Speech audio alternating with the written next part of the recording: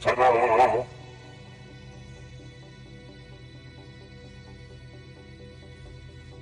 Oh my gosh, we're at 80% of the goal.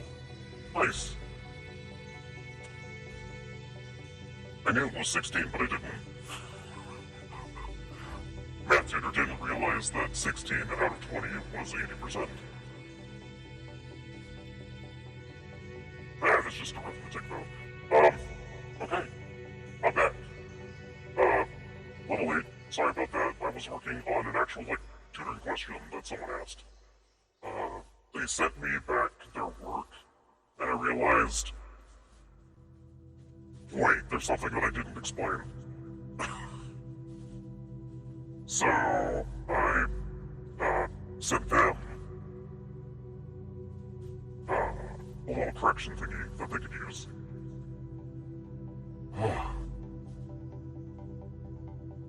And my brain has been focusing on only a lot of stuff.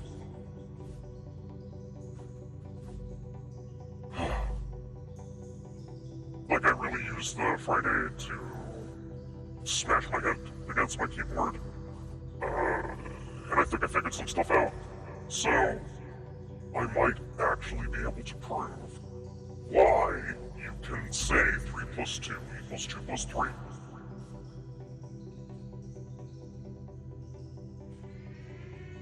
I think. I hope.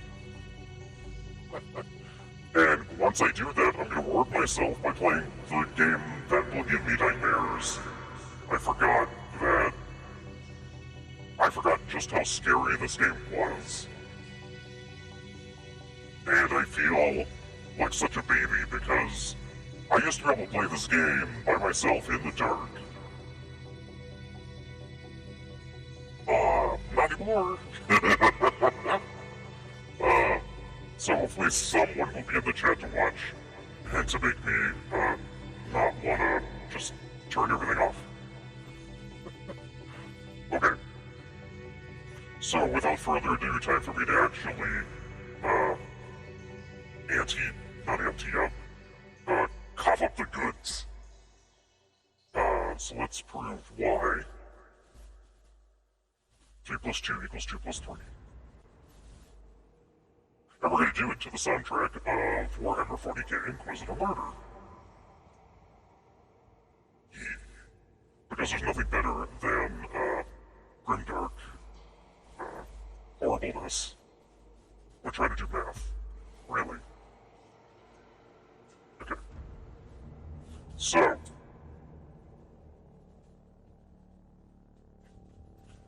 First things first. As Carl Sagan once said, if you wish to make an apple pie from scratch, you must first invent the universe. So, if we want to be able to show that 2 plus 3 equals 3 plus 2, we're going to need to invent numbers. And we essentially had done that over the past few days by talking about the work of this one Italian mathematician back in the 1800s. His name was Peano, or Peano, probably. And the foundation for modern mathematics can essentially be thought of as a list of stipulations that he came up with, called the Peano Axioms. Now, we said what an axiom was. An axiom is just a statement that is ridiculously basic and is self-evident. Something as basic as saying, 1 equals 1. Something equals itself. That is an axiom. That is just an assertion where it's so basic, you almost can't prove it. Because it's so obvious. Okay. Now, I'm getting Discord messages. I need to check to make sure.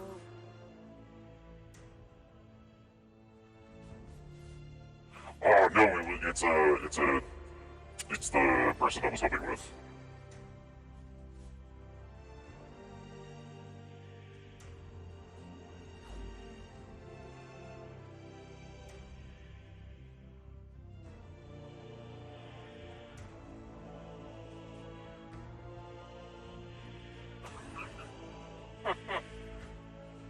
If you could hear me, Zaid, dude, first off, you're speaking to me in your second language.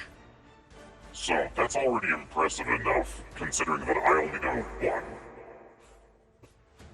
And second of all, we're covering a topic that's not easy. So, don't worry about it, man.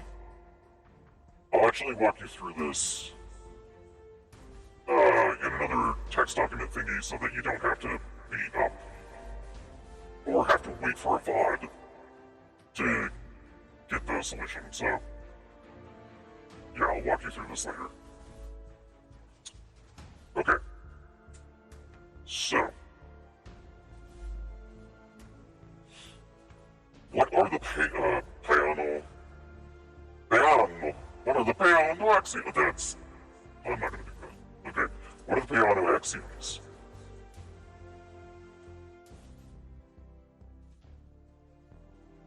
The first thing is that we are going to assert that there is a set, and we've talked a lot about sets, about how a set is just a list of distinct categories or conceptual things, like the set of all models of Toyota cars. So, like, you would list, like, Camry, Corolla, etc., etc.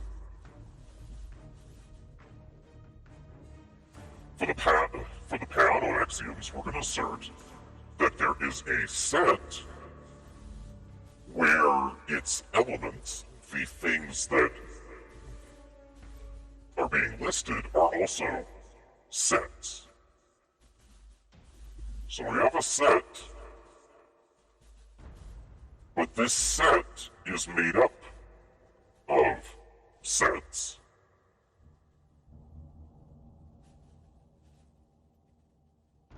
And these sets could have sets inside them. Okay. So we're going to call this set M.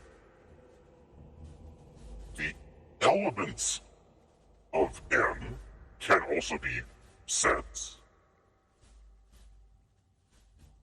And we are also going to assert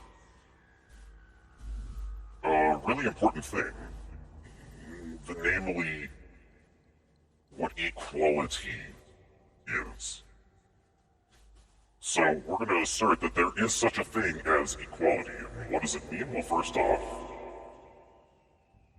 something is equal to itself. So one of the first Peano axioms is just that there is a set where its elements are sets. Another piece of the Peano axioms is defining what equality means. So first off, if there is a thing called equality, it must be reflexive. So somebody is equal to itself.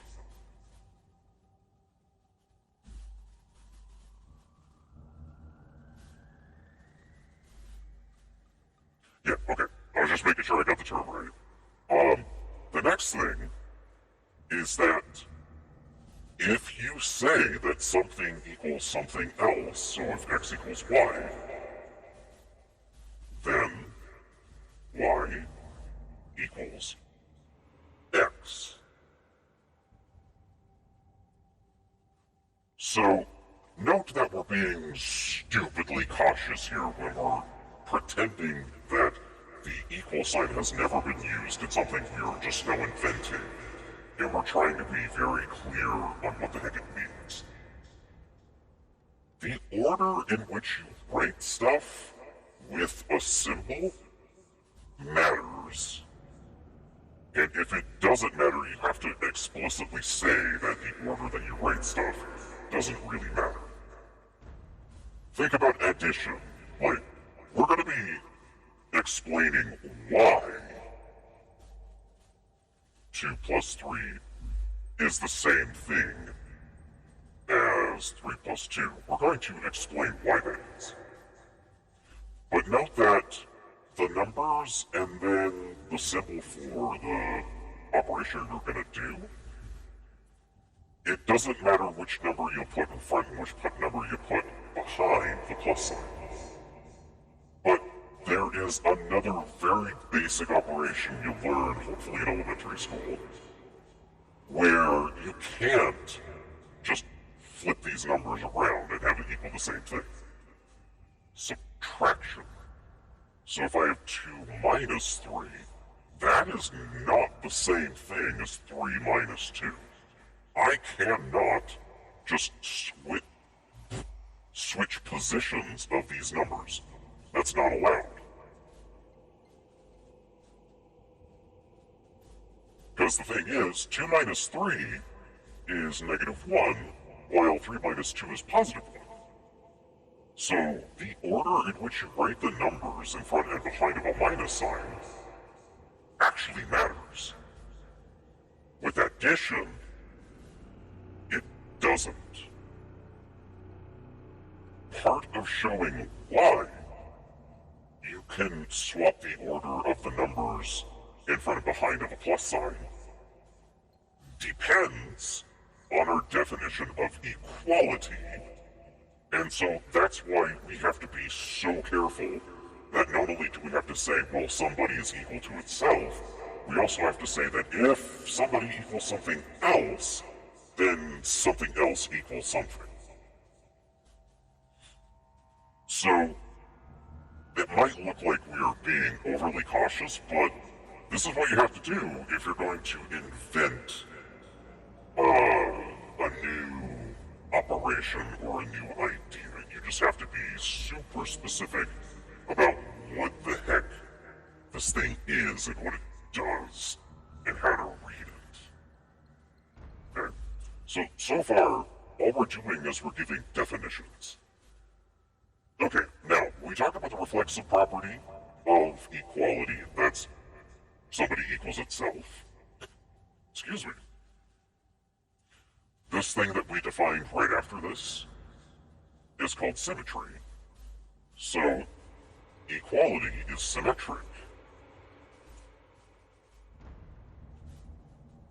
And another basic definition that we are going to give to equality is that if x equals y and y equals z,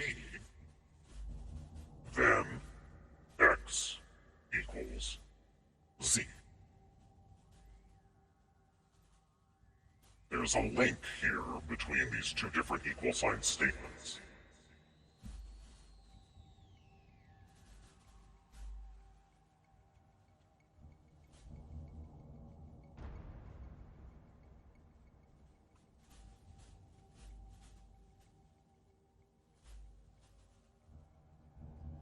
This is called the transitive property.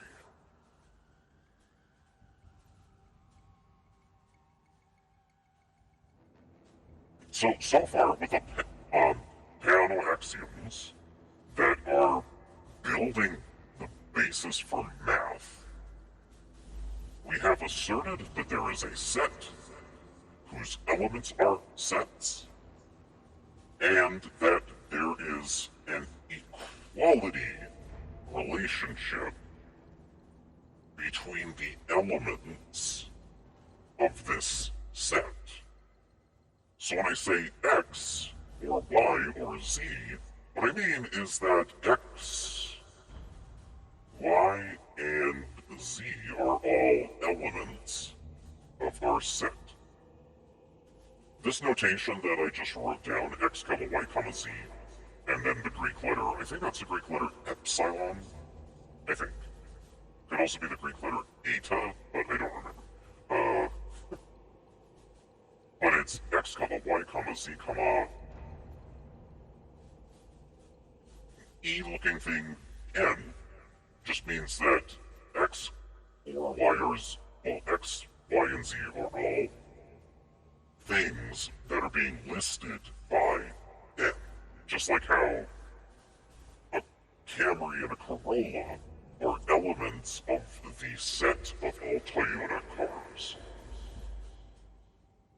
Okay, so we're saying that there are these relationships between elements in the set n.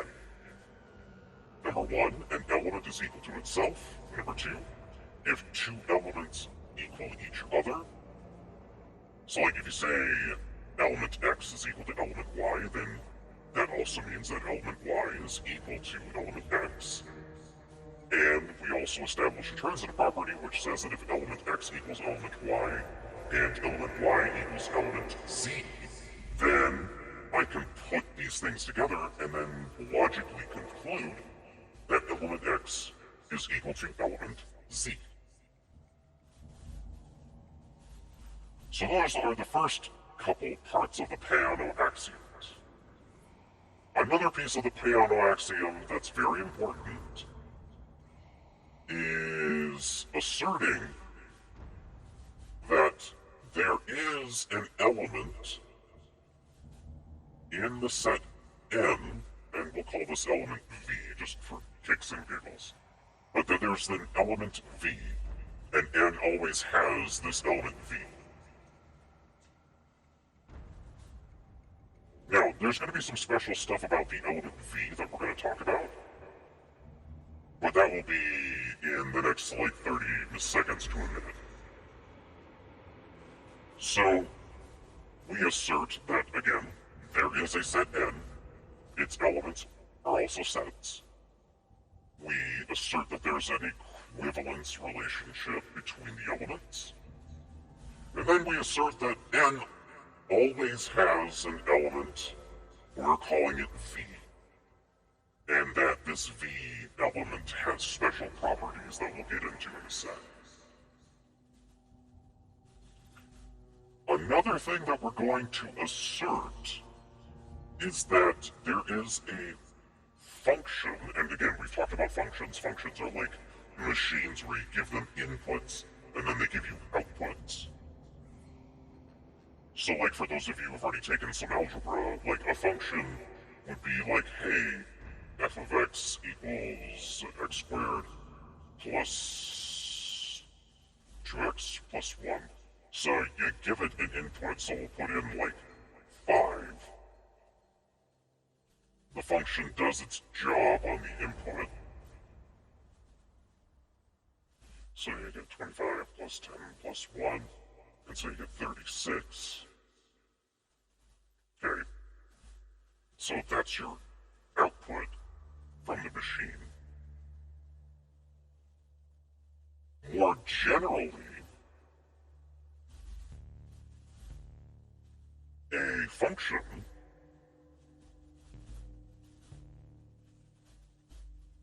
is a guide that tells you, if you're taking things from one set, it tells you where they lead to things in another set.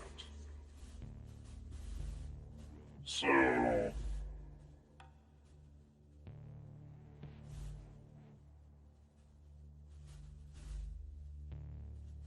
if we had some function that connected the sets A and B, an example of a function f would be one where it takes this element and then it outputs this element in B, and then it takes this element and it also outputs this element in B, and then it takes this element in A and outputs this element in B. So a function is just taking an input and then dropping it onto another element in a different set. Or it can take an element from a set and then point to another element in the same set. that's something that functions can also do. So let's say we were in set A, and set A had 3 elements. A red element, a green one, and a blue one. Okay, I'm going to draw A again. So it has a red element, green element, and a blue element.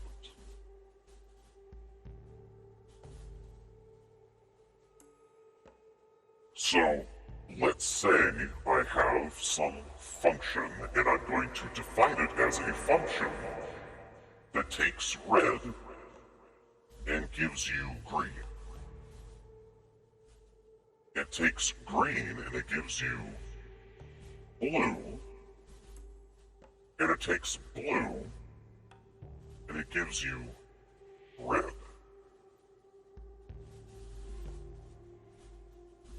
That's an example of a function. So it could take you from elements in one set to elements in another set. Or it could take elements from a set and then just point you to another element in the same set. Okay. So for the Peano axioms, we are going to construct a function that takes elements from the set N and then just points you to other elements within the set N. So, with my function f that I defined over down here, it's possible... Oh, wait, hold on. Nope.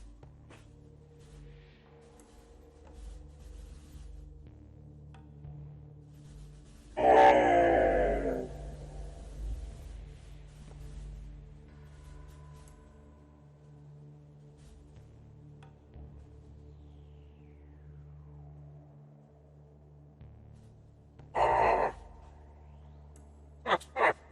I thought I had it turned off. Apparently not. Hi, Hunted. How are you? Oh, I swear I turned my voice changer off.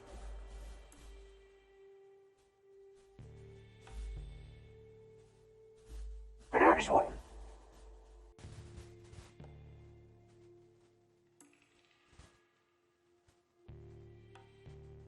This is true. See, that's the point. That's virtue of using a digital avatar. When you stream, you can create a whole character and use like voice transformations and whatnot. But yeah,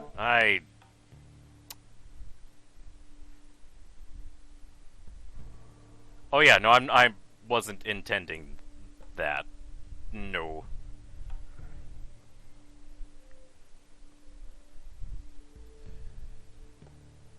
Well, that's funny. I was not meaning to do that. Oh, I will. I certainly will.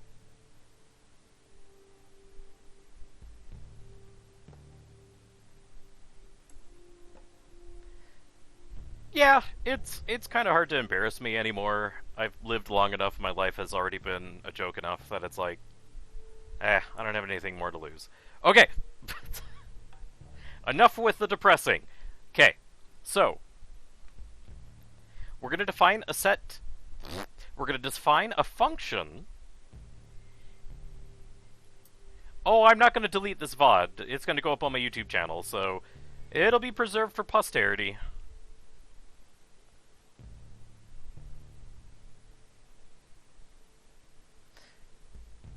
I could even, yeah, and I could even, like, take a clip.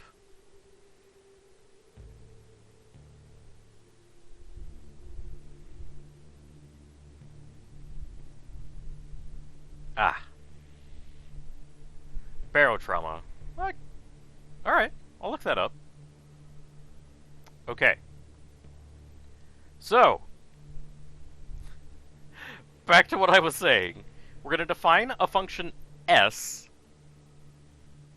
so that you give it an input from n, and then it just points you to an input in n.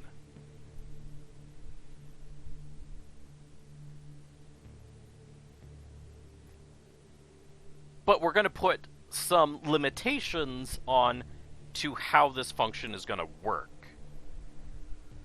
Okay, so if we have an element that is in n, that isn't not necessarily our special element v, our function will not give us the same guy that we plugged in. So our function s is not going to do this. No loop-de-loops. Not gonna happen. Okay? Something is never going to be pointed back at itself with our function s.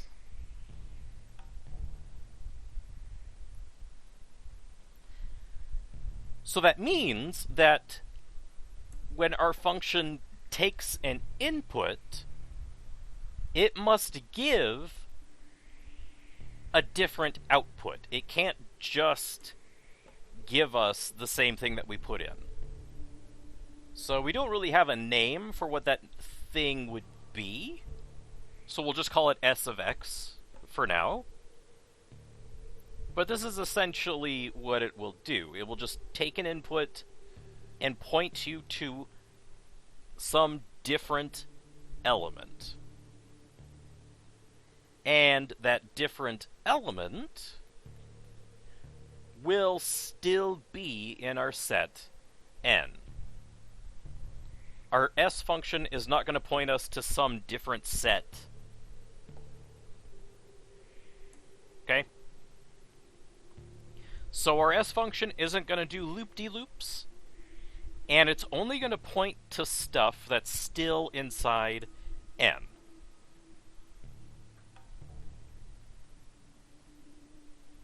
Okay. Another very important thing that we're going to establish is that our s function will never, ever point to the special element v. Never, ever, ever. It's not going to do that. So another thing that s will not do is do something like this. Not allowed.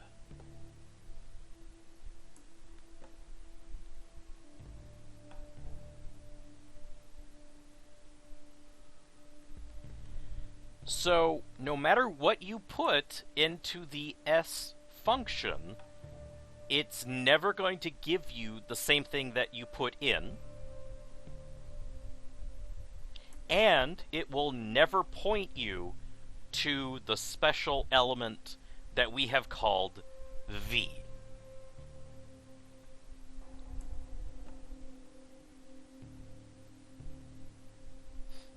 Okay?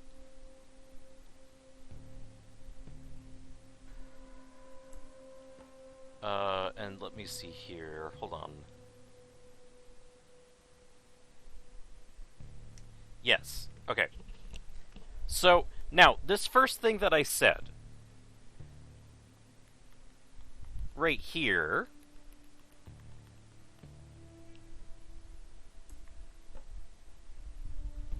another way to say it is that the only way for s to take in inputs that are different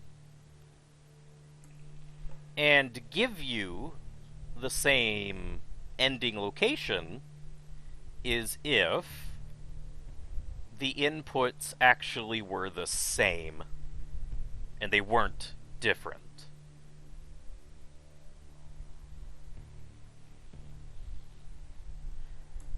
So, another drawing for this. So here's our special element V. Here's an element X. Here's an element Y. And then here's some other element. Our S function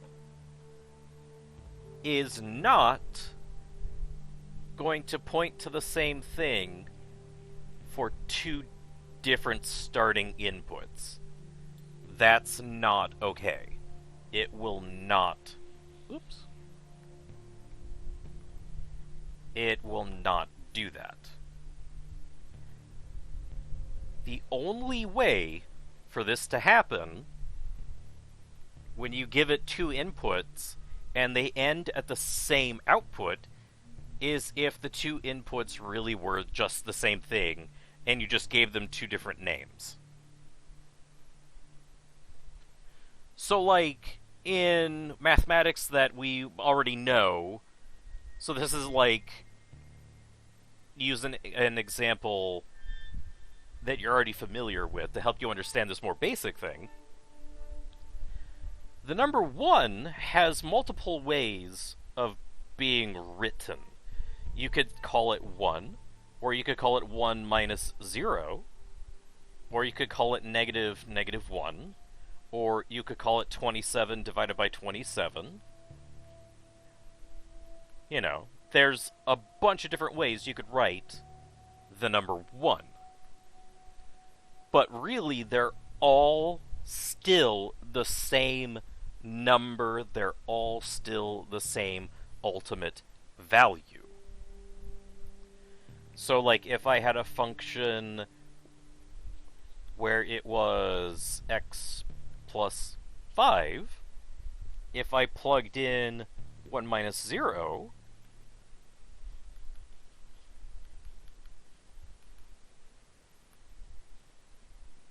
well, blah, blah, blah, blah, blah. 1 plus 5, which is 6, and then I plugged in 27 over 27,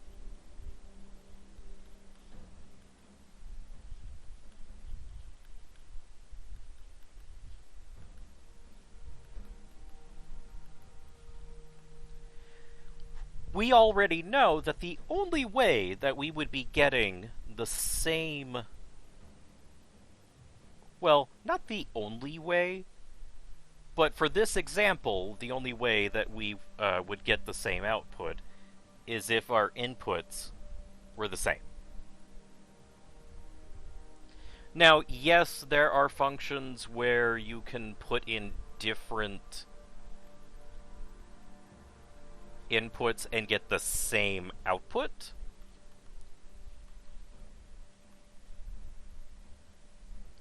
But we're talking about the foundations of the most basic of arithmetic, so addition. You know, we're not even at multiplication, which exponents are just a fast way to multiply.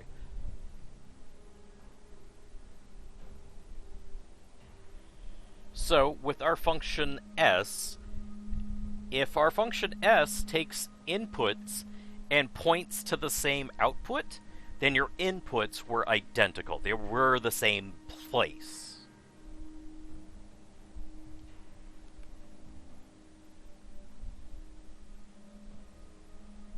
So a way that you could think of it is like Constantinople and Istanbul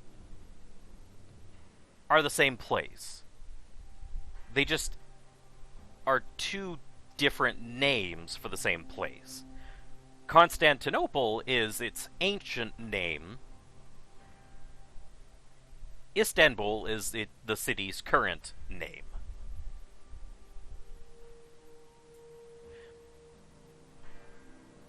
If that makes sense. So that's a very important piece of our S function. And I believe that's all the Peano axioms, I think. I just want to make sure that I'm right.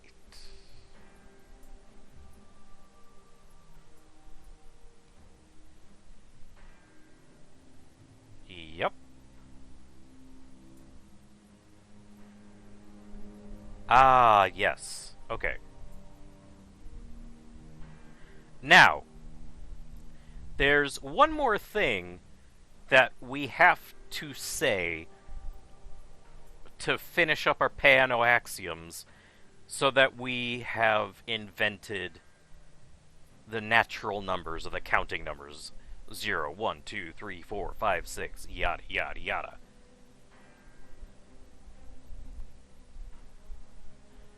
We cannot have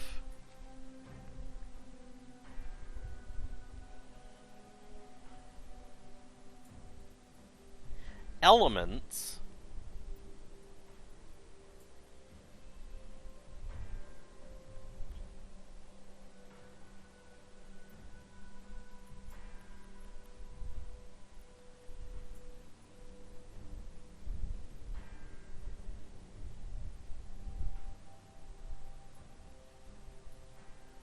that just go in a loop. That's not allowed.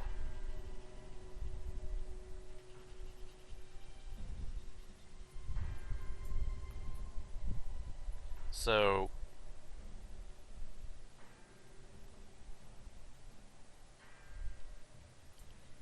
we cannot have a situation where if you put in an input and it gives you an output, you can then put in that input and get that output. Loops like this are not allowed.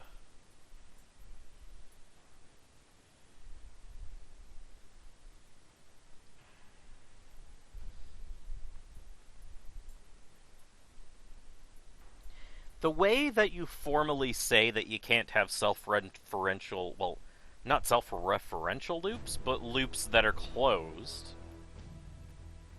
is by saying, suppose that you have a smaller set that's in N,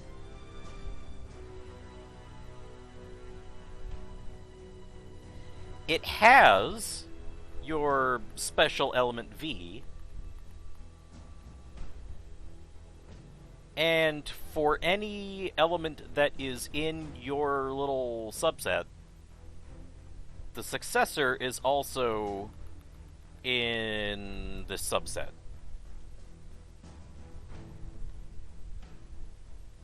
Then our definition of N is that whatever that subset is that satisfies the condition that it has your special element, where S of anybody doesn't equal that element, and that if you have an element in your set, its S of that element is also in that set, that is N. So a more formal way to write it is, if this set's name, this subset's name was T, then if T is a subset of N, then N is. Well, then T is N. If there's a subset T that satisfies the three conditions that we had said, then T is N. So that formal definition makes it so that you'll never have loopy loops of elements pointing back to each other.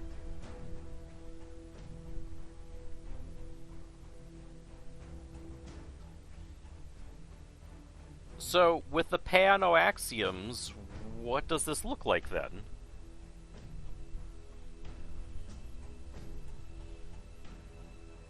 Well, we have a special element where our S function never, ever, ever points back to it. But it's perfectly fine for our S function to be given an input of that special element. So we'll give this special element the name, like the output when the S function eats V, we'll call that A. So we know that it's okay for S to operate on V, so it would take us there. We know that if S operates on A, it can't loop back on itself, and it cannot point back to V, so thus, the S function on A... Oh, and also we know that the S function of A can't be the S function on V,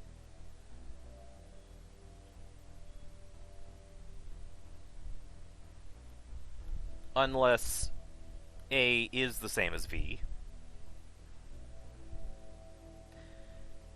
So, S of A is going to point to an element that no one else can point to. So V cannot point to this new element, whatever S of A is. V just can't point to it. So we'll just give this new element, S of A, a name. We'll call S of A B.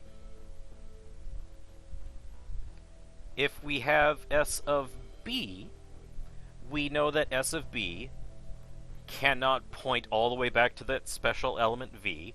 That's one of the parts of the Peano axioms. We know that S of V and S of B can't equal each other unless V and B are the same thing.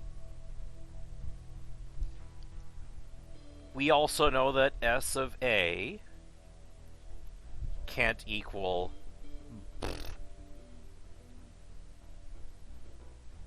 S of B unless A is B. So we can't have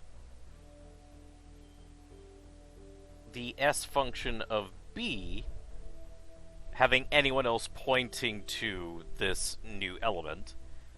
You don't have a bridge from A to this new element. That doesn't exist.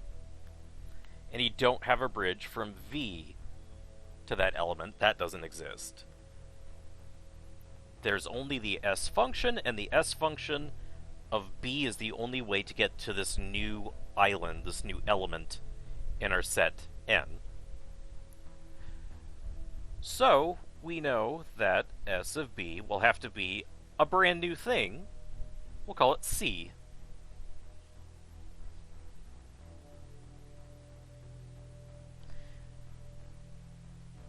So you can just continue to play this leapfrog game using the S function over and over again to get you to new islands, new elements in our set.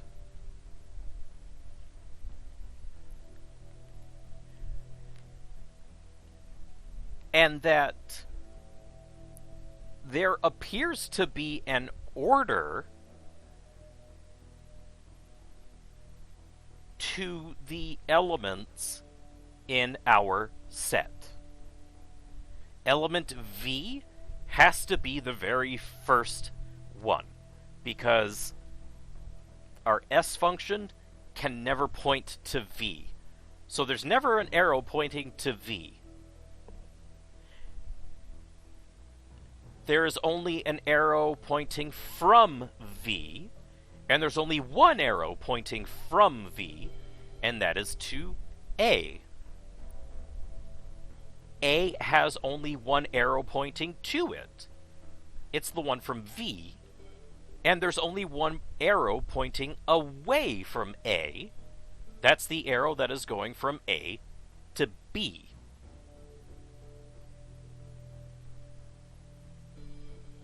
So you can see how there's an order going on here. Somebody points to somebody else, and then that somebody else points to someone else, etc., etc., etc.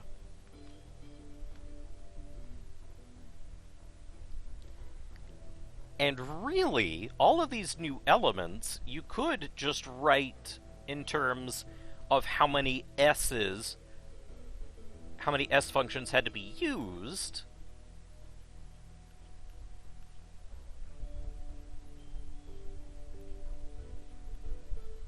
to get from our very first element.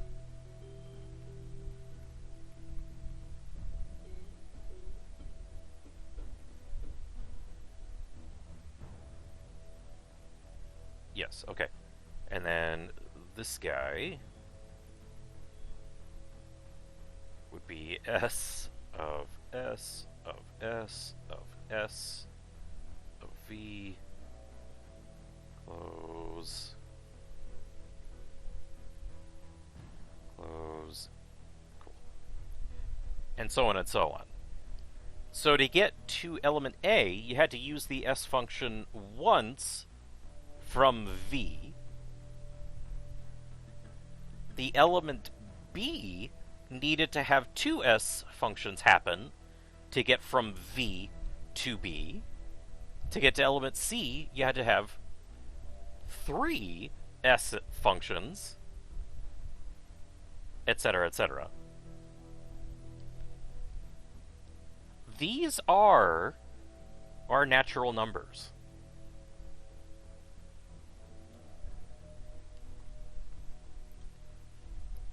That's why, whenever you're reading a textbook that's describing your natural numbers, your set is always called N, because it's suggestive of, oh, that's, the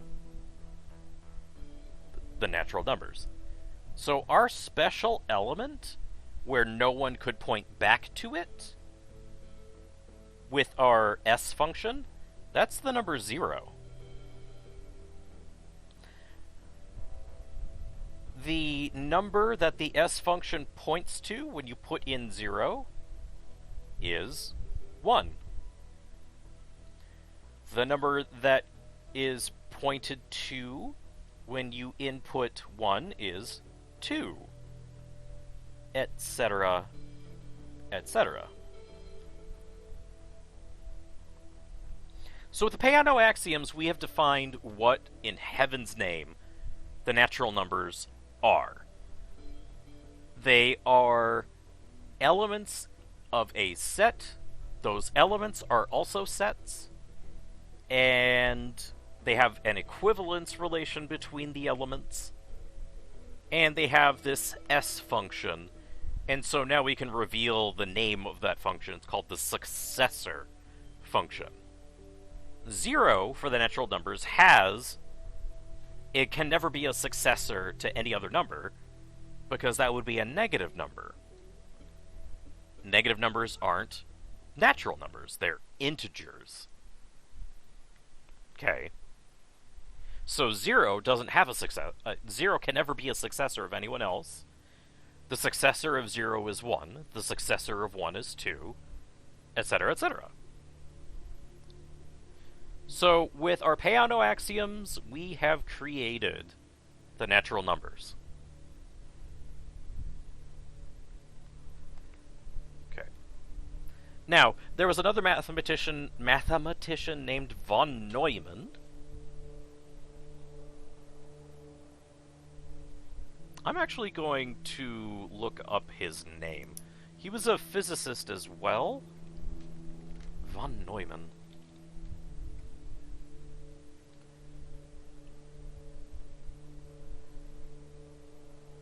Huh, the E did come before the U. so it's quite possible that I spell his name incorrectly all the time. Ha! Whatever. So, there was this mathematician that came, like, maybe 50 years or so after Peano, and he gave a definition to the successor function, the S function, where he said, hey, let's say that the S function takes in an element of our set big N. And remember how we said that our elements in the set big N were also sets? So little n is a set. He said, alright, let's say that the successor function takes an element from big N, and it performs the set union operation with a set that contains only this input entry. And that is our successor function. So, first you have to say that your special element, which we called 0, is a set, but it's a set that has nothing in it. For this von Neumann definition of the successor function to work, you have to say that 0 is a set, but it's empty. Then the S of 0, or the successor of 0, would be the set 0, union the set that has 0 inside it. That union would ultimately be just a set that has 0 in it, because 0 has nothing in it, and then this set only has 0 in it. So we end up with a set that has just one thing in it, 0, and we'll call that the number 1. The S of 1 would be the set 1 union a set that contains 1. So that would be a set where it takes the guts from 1. 1 contains the number 0, and then it adds it with the guts of this other set, which is 1, and we call that number 2. And if you look, how many things are inside this set? 1, 2. How many things are inside this set? 1. How many things are inside set 0? Nothing. So, with the Peano axioms and the von Neumann definition of the successor function, not only have we built all of the natural numbers, but we've shown that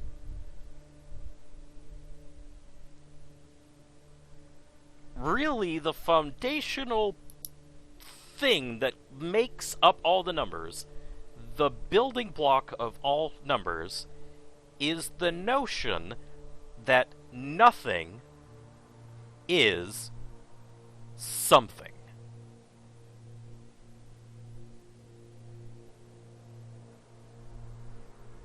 That you can have a suitcase that is empty, and then that is something.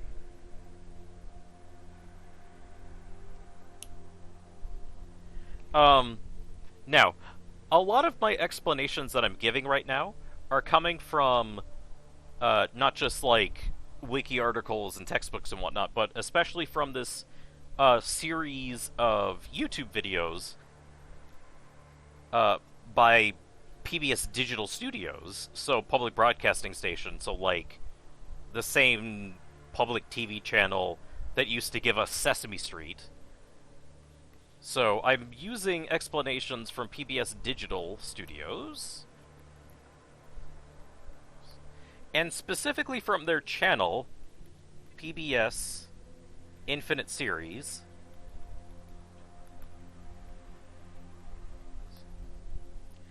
The title for the videos that I'm using are, number 1, I think is what are numbers?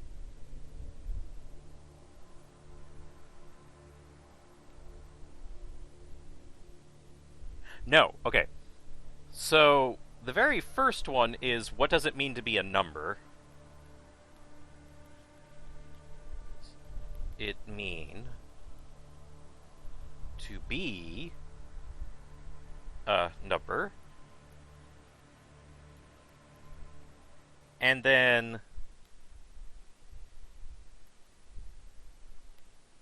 I guess you could just go straight to their next video, which is what are numbers made of?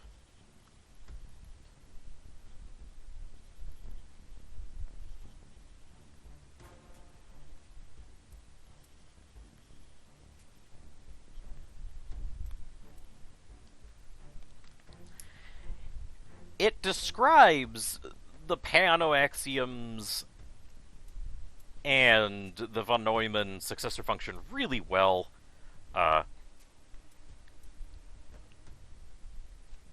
But they do something kind of nice. They don't explain necessarily key properties of other operations that you do with the natural numbers, namely addition. Like, they do explain what addition is, that's the next thing that we're going to talk about, but they don't explain why 3 plus 2 and 2 plus 3 are the same thing. So that's the thing we're going to get at. That's like the whole thing that I'm going to explain. It's just I wanted to get like the basic idea in your guys' heads of what the heck is going on. Okay. Now, addition is something inherently simple that we understand with numbers. Like, you almost don't even have to explain it to kids. You just show them, oh, I have like 5 buttons, and I have 2 other buttons, and how many buttons do I have in total? 7. Oh, that was 5 plus 2. You know, we get that. But when we're talking about something as abstract as our numbers are sets that follow the Peano axioms, and the successor function is taking an element of n and then unioning it with a set that contains n, you know, whatever. We have to be very careful in how we define addition. So, to keep it nice and abstract, so that you can kind of see why you can't just assume 3 plus 2 is the same as 2 plus 3, I'm going to give this notation for addition. Capital A of somebody and somebody else equals something.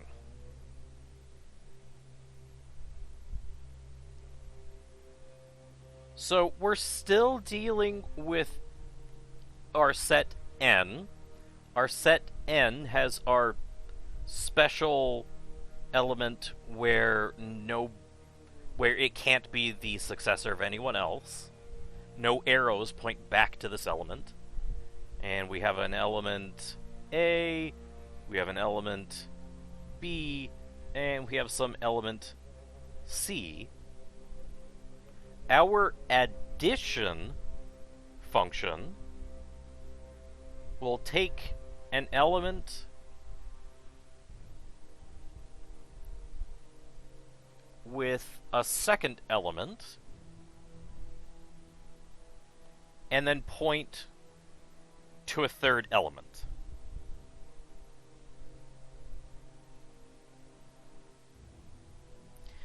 Now, there's a reason why I use different colored lines when I combined the arrows of A and B.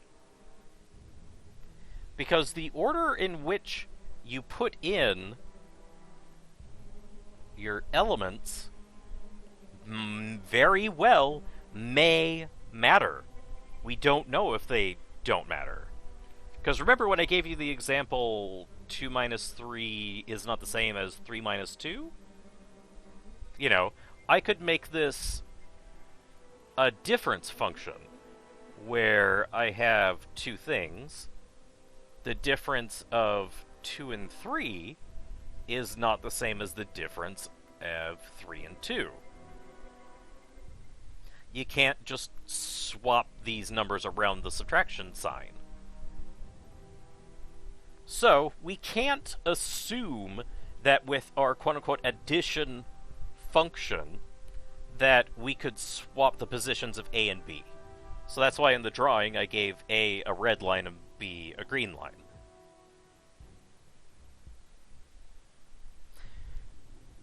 So, we have defined an addition operation.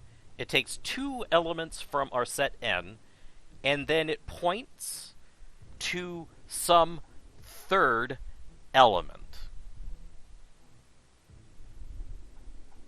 So it takes in 2, but then it only points at 1.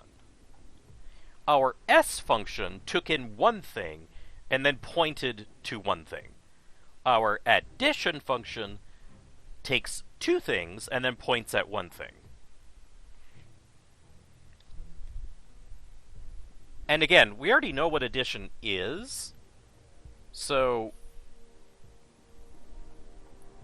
we're just making a very generic explanation. So, like, 2 plus 3 is taking two numbers, 2 and 3, but then ultimately giving you one number back, 5. So that's what the addition addition function is. It takes in two things, but then points out one thing. Now, there's a special axiom that we have to give to our addition function. If we put in A and our special element where no arrows for the successor function could ever point back to it, so can never equal that, we just get the element we wrote first.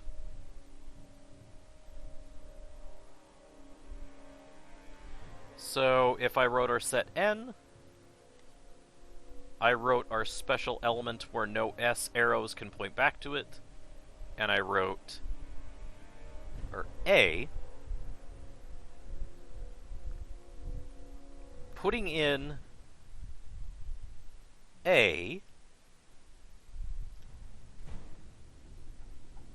and V just so happens to point right back to A.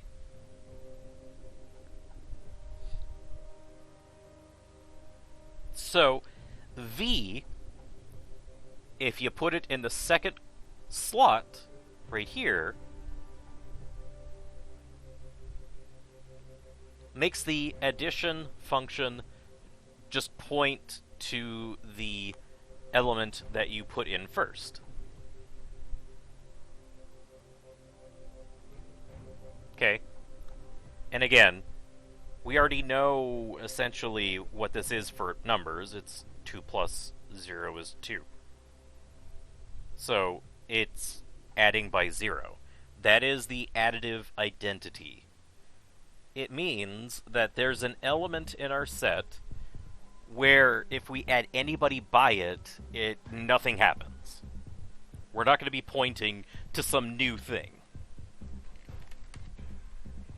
But if our second element in our addition function is not that special element that we are calling V, then it has to point to someone new.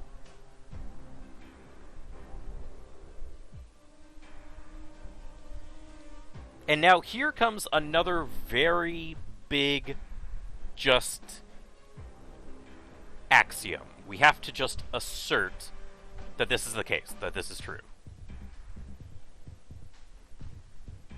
We have to say that if we have an addition, so an A function of an element in N, and the successor of another element in N, that would equal the successor of the A function of the element and the other element.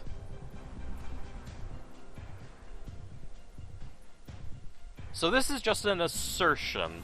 This is another one of our axioms, but it's specifically for our A function, which we know is addition. Okay. And so if I were to write this with addition notation, it would look like this. Because remember, our S function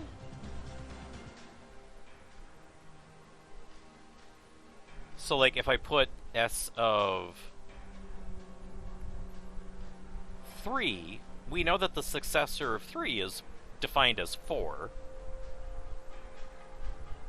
Well, we know that 4 is 3 plus 1. Saying plus 1 is essentially saying, give us the successor of that number.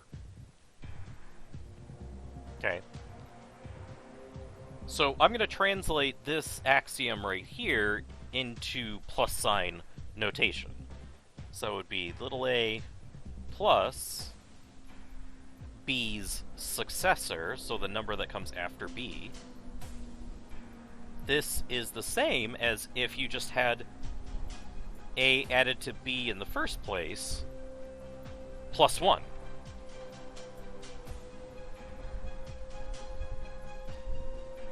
That's what this says with plus sign notation.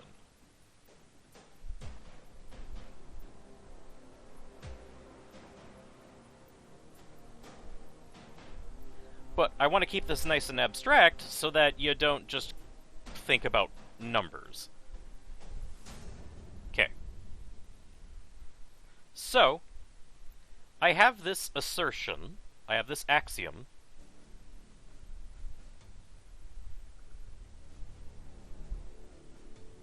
Will this work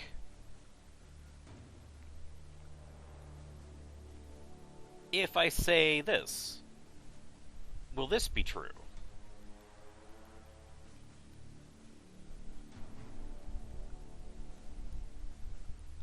If I have an element in N added with an element in N plus some other element in N equals these.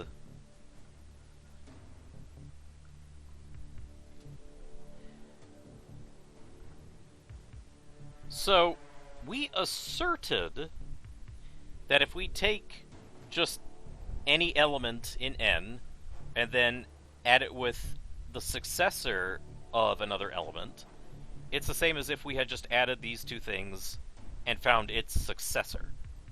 We just asserted that that is true. This right here is a hypothesis that we're not really sure if it's true or not. So what it would look like is like saying, okay, here's our special little boy. Here's an A. And here's a B. Here's a C.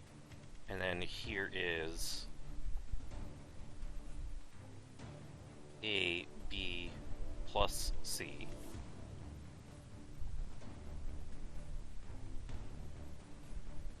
So B would be pointing here, like that. C would be joining on like this. This is what our add function does. And then we have another element, which would be A plus B plus C. So then that would be going like this. And then this guy would be joining it like so.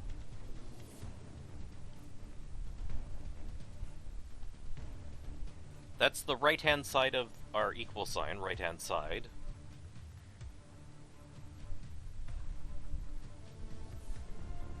That's the picture representation of it.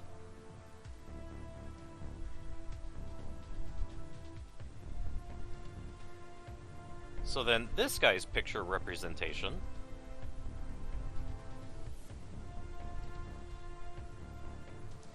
would be, okay, so we have our special element, we have A, we have B, we have A plus B, we have some C element, and then we have an A plus B plus C element.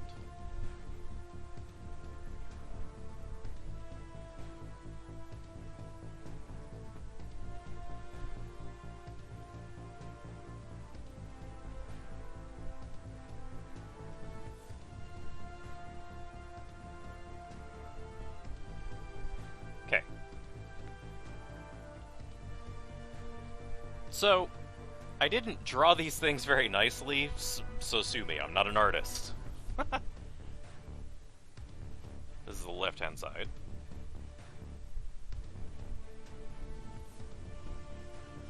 You can see that we have the same elements, A, B, and C.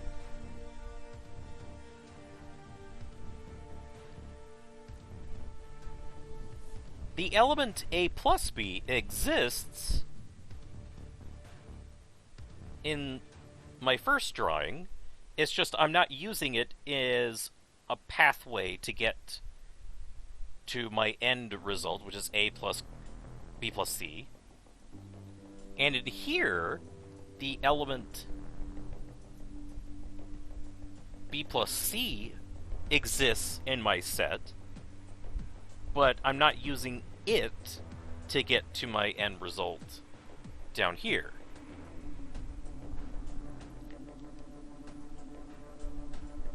So you can see why something as simple as just saying, well, is 3 plus 4 plus 5 the same as 3 plus 4 plus 5? You can see why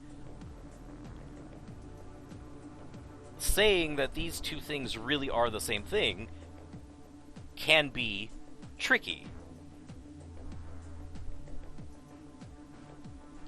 Because when you really think about it, in terms of the Peano axioms and the successor function, the von Neumann successor function, and with our definition of addition, based off of Peano and the von Neumann stuff,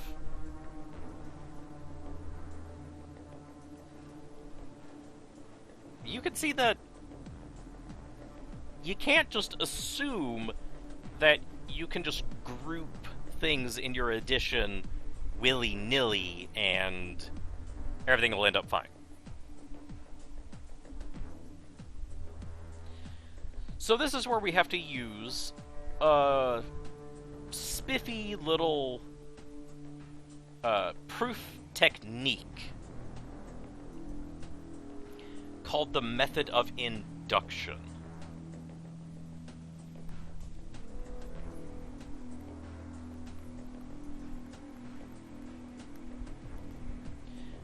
So,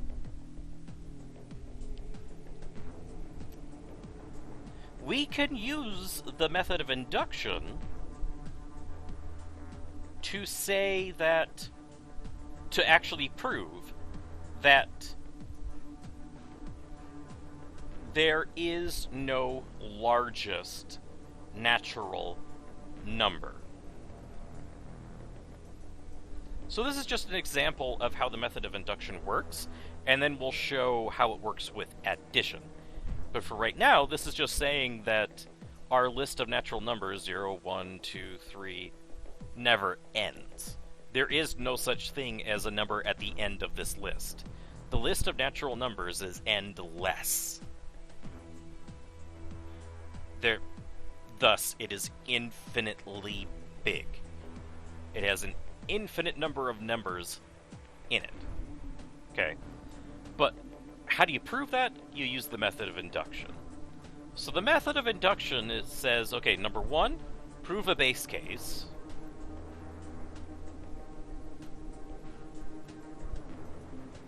And two, assume a Cth case is true.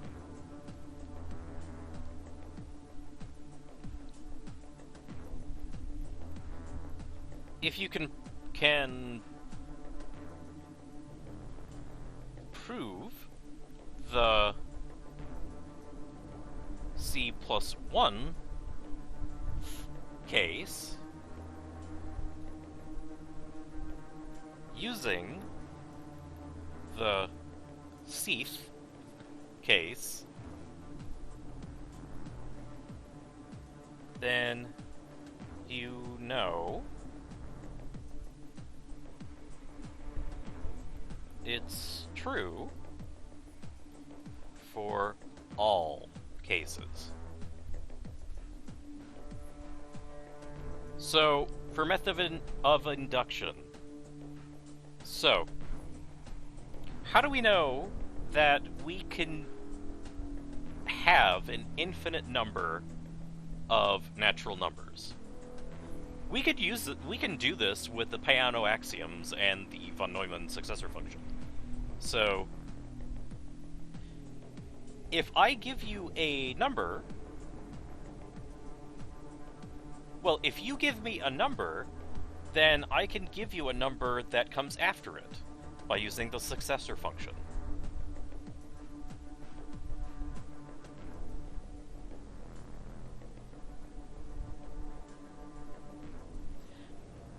Now, the base case for this would be, okay, you gave me the number 0. You know, our special entry where it doesn't have anybody as its predecessor. If you give me 0, well then I can give you S of 0. And that is a number that's more than 0. It's the number that comes after 0. Uh-oh, I have an important phone call. Give me a minute.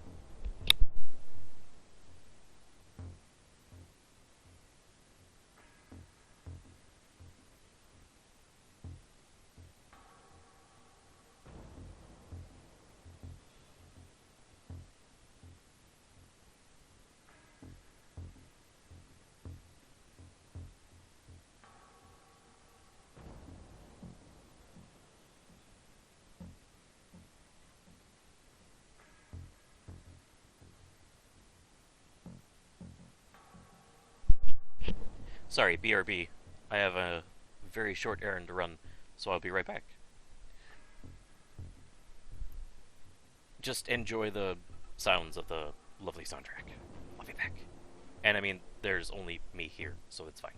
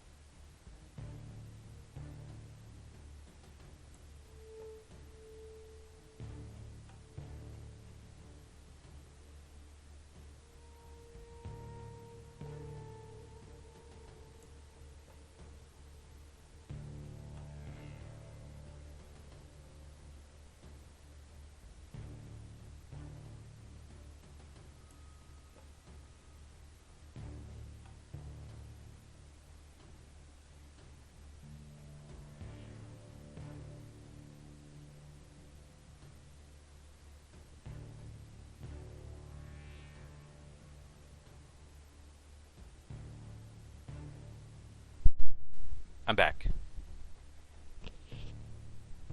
As promised. Oh. Oh no, I hope I didn't break my pen. That is a sturdy, stylus pen. Okay, let's go. Okay, so we were playing a game where you couldn't give me a number that was the biggest. So we proved the base case. If you give me 0, I'll just take S of 0. If you give me some generic number, I'll give you the S of that generic number. So, this is our assumption step. So, assuming that this is true, then I should be able to do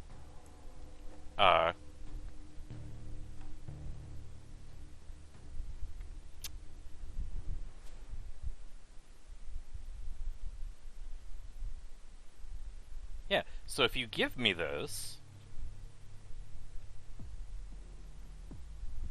I'll just take the successor of it again.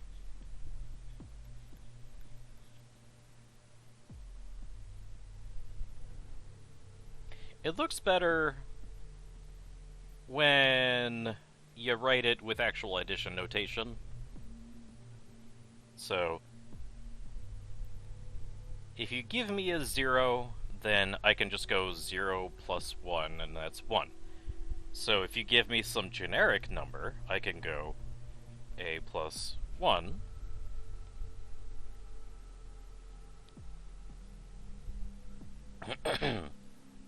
So then if you give me a plus 1, assuming that this really is bigger than this,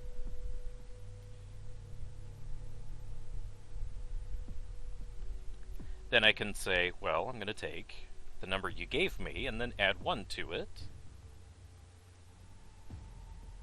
which turns into a plus 2, and that is bigger than a plus 1. So that's the method of induction. You assert a base case, and then you just assume that your arbitrary case works, and then you show that if your case after the arbitrary one works because the arbitrary case works, then you know it works. Okay, so that's a scuffed way to explain the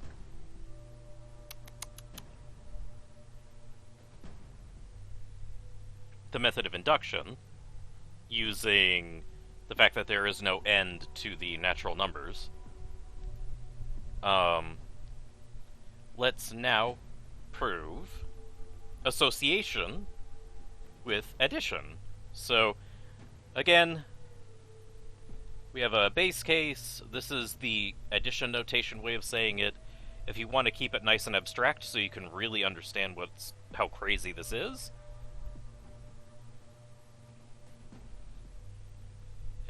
A. And then this next part is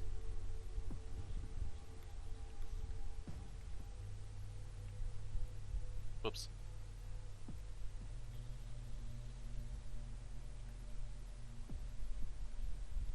A plus B. So then in abstract notation, this would be the addition of these guys equals this of the addition of these guys. So, we want to prove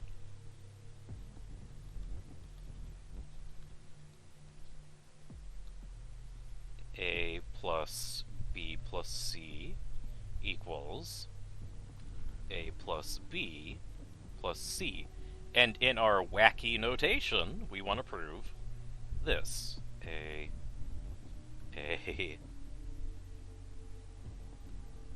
bloody hell. BC whoop, whoop, equals A of B, C. Okay. So this is what we're trying to prove. So first we'll start with the base case. Let C equals 0.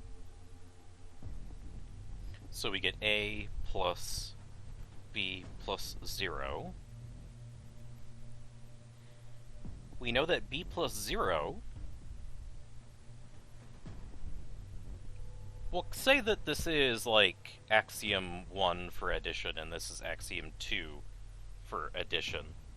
We know that by axiom 1, somebody plus 0 is just that somebody. So that simplifies down to just A plus B. And then, again, by axiom 1,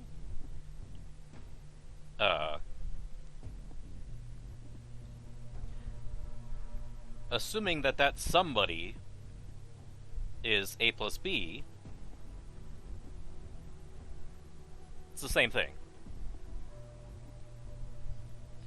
So, association with adding by 0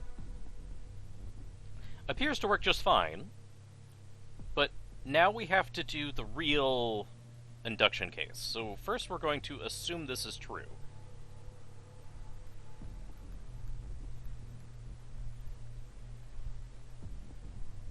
So we're going to assume that we really can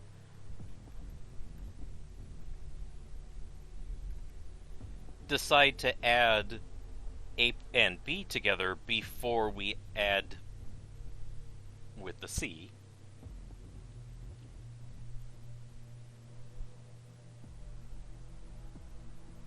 See if you can prove this. See if is true using our assumption.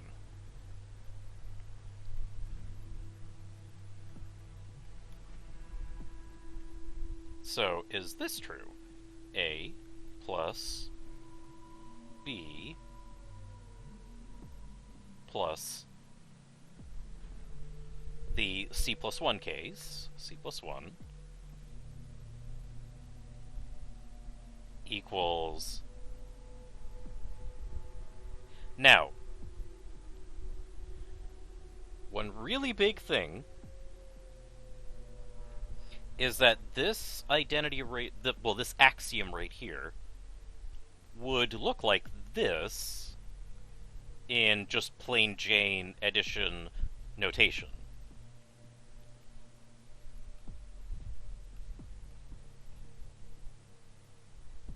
So, A plus B plus 1 first equals the same as A plus B first plus 1. So right here, we can use axiom 2 and say, alright, this is the same as B plus C plus 1.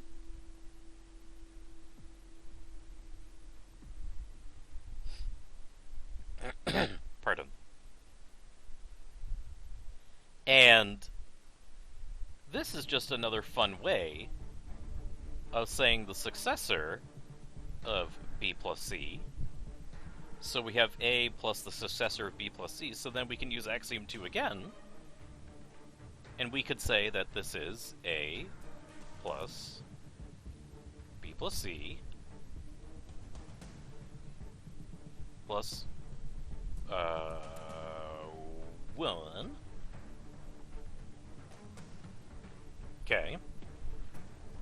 And now, we'll call this assumption 3. Okay. We have our assumption statements beginning right here.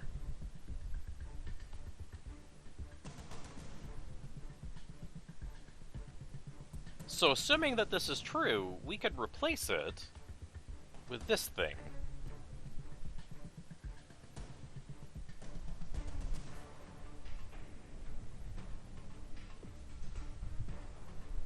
So, by our assumption, which we call equation 3, we have a plus b plus c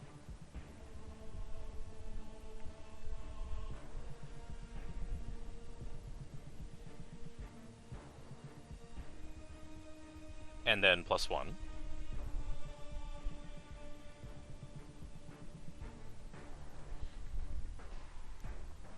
And now, this is what this would look like. It looks like a successor notation of a plus b plus c. So we then could write it as a plus b plus c plus 1, because then it would look like a plus b plus the s of c. So this is using our second axiom right there.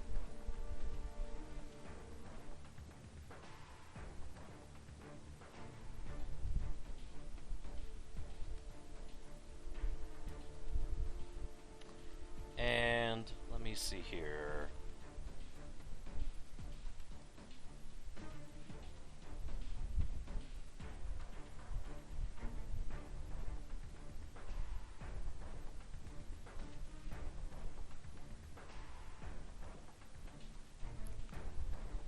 If I write this in the abstract notation, it might help me kind of remember.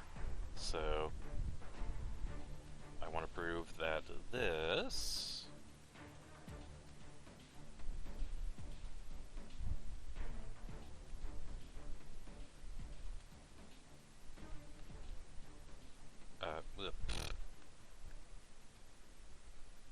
BC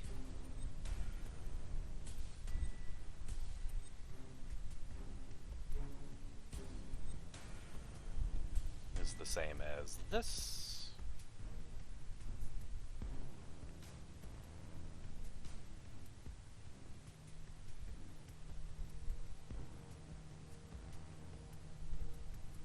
And I'm trying to show that a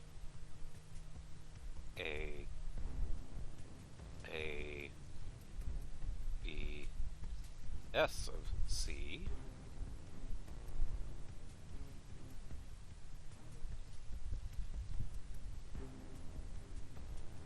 is this bad boy.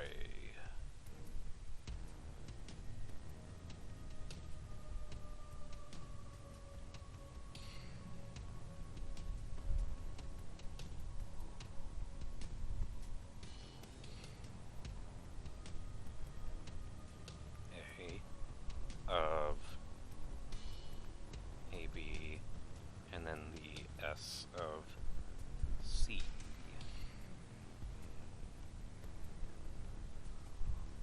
Okay. And really, that's what this is, plus C plus 1.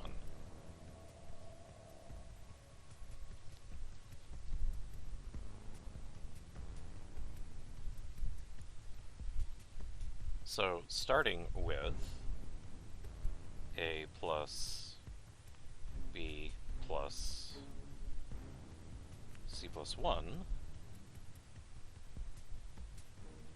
I've arrived at my goal.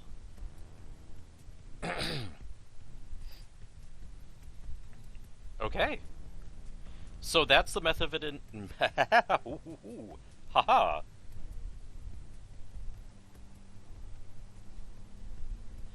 So right here, I started with A plus B plus the successor of C. And I ended with A plus B plus the successor of C.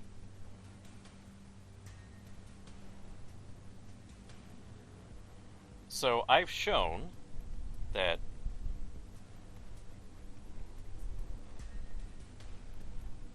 this is absolutely true.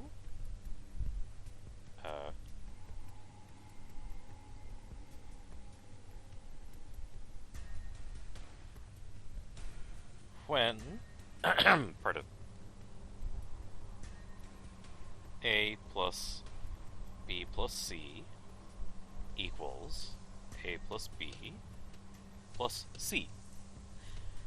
So right there, we've just proven association. So we've essentially proven 3 plus 4 plus 5 equals 3 plus 4 plus 5. So we've proven association, and so this is where commutivity will appear. So this is where the big promise that I made is coming up. Here it comes. Are you guys ready? Because I'm sure not.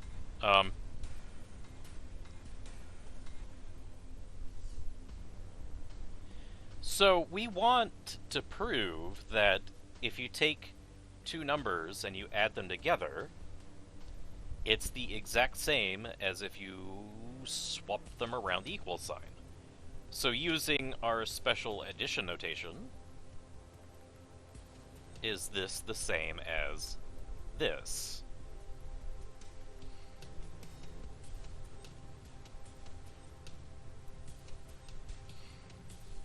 Now, we need to use a base case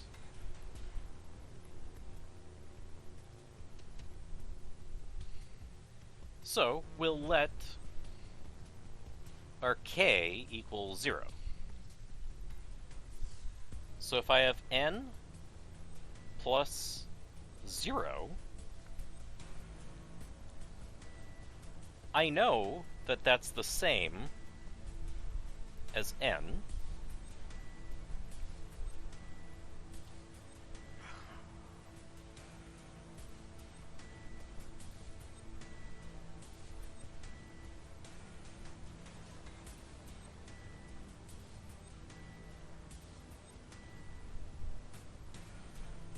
And this is where I always get stuck.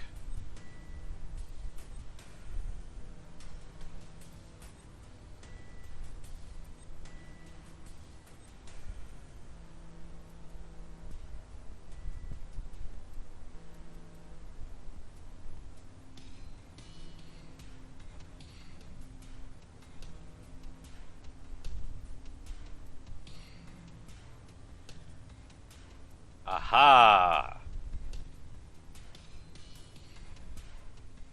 I set up my base case incorrectly. Ha ha ha ha ha!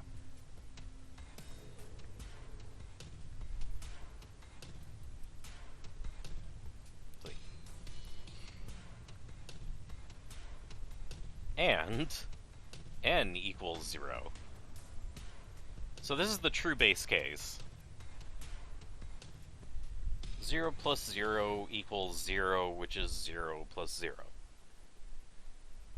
If we've started with n and k, well, we ended with 0, but that's the same as if we had k and n. Now,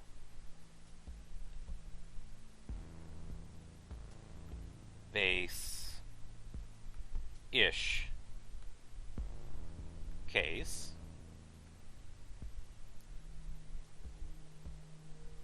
only k equals 0. So we have n plus 0. By our addition axioms, where we said, well, a plus 0 is a, and a plus the successor of b equals the successor of a plus b. This is our first axiom, so it's just equals n. Okay.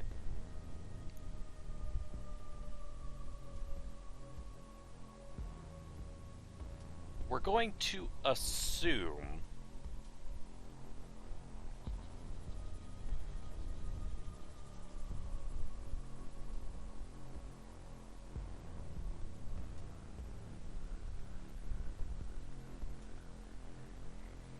that n plus 0 is 0 plus n. And now we're going to use the next case.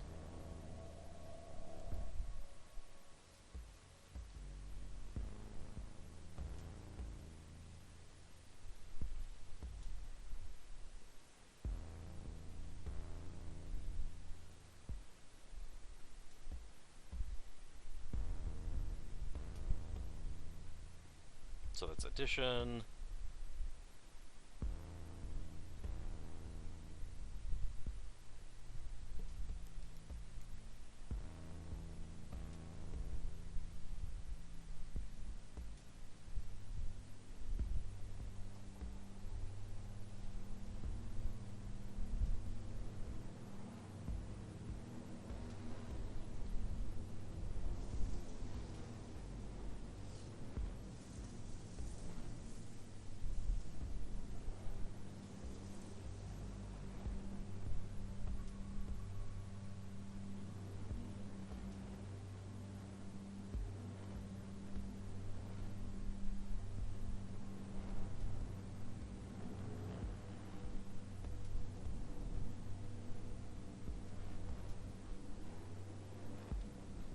Ah, ha ha ha ha.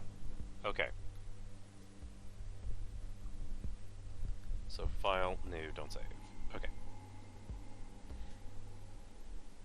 Alright. So we're going to try to prove again a plus b equals b plus a. And it would be very helpful if we were able to prove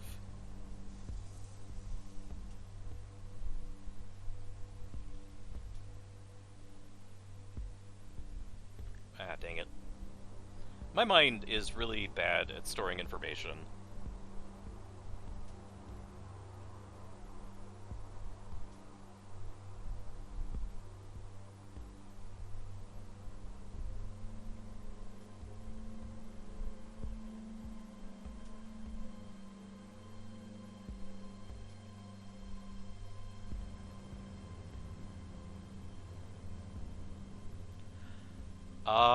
Ha ha ha.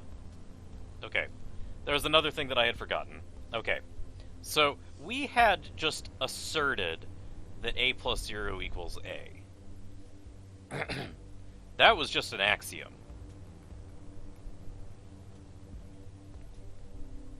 There's an implication from that axiom.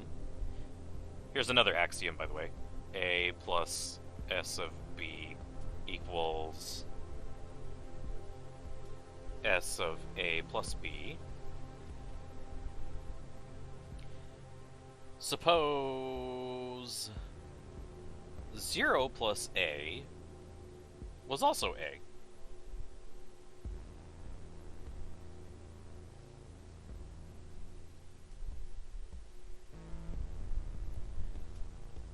Let's see if this is true. See if this is true.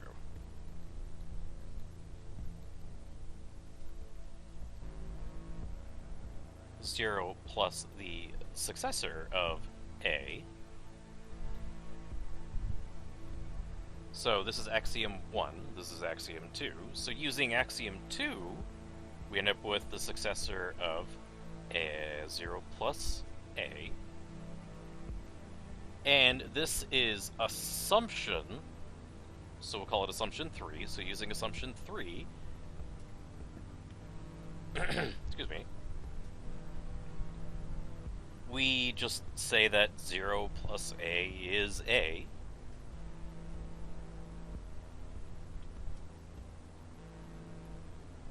And then by axiom 1,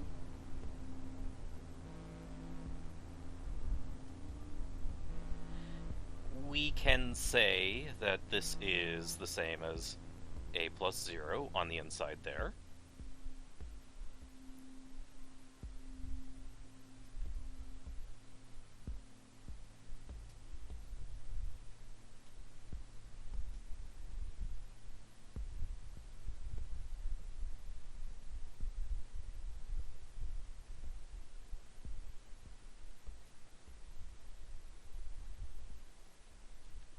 I hope I'm doing this right. I'm probably not.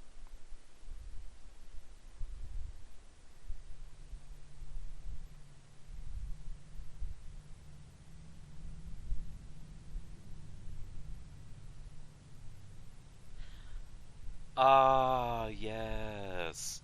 Okay, I was going too far.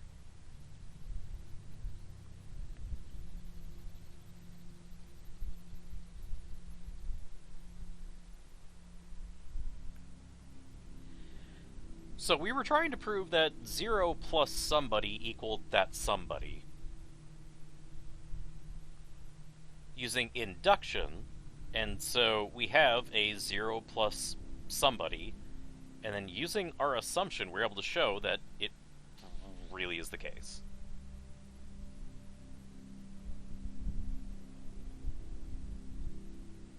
Ah, alright.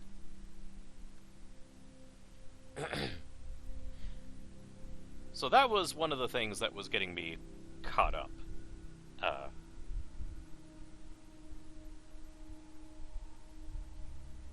So if I have somebody plus 0, I know that it equals this, and now I know that it also equals this.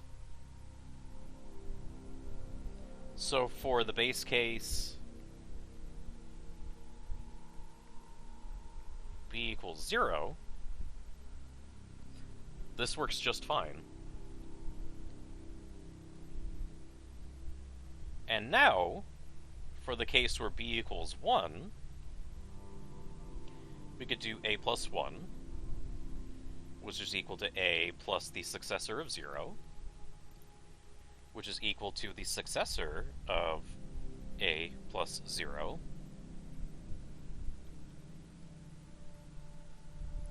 and this is by assumption, not assumption, but yeah, going from there to there is actually just the definition of the successor function. Going from here to here is our axiom 2 for addition. And then doing this plus a excuse me,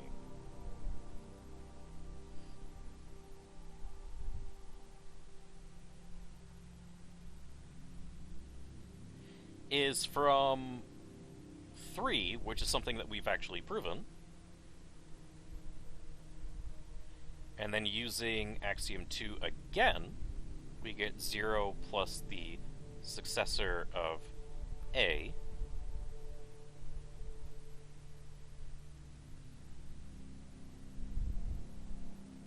which equals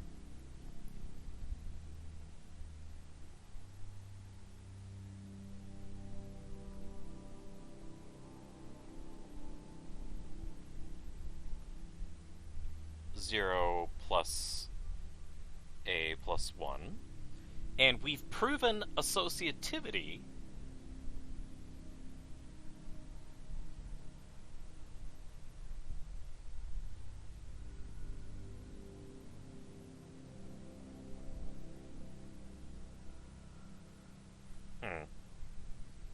Damn it. Okay, so I want a plus 1 equals 1 plus a.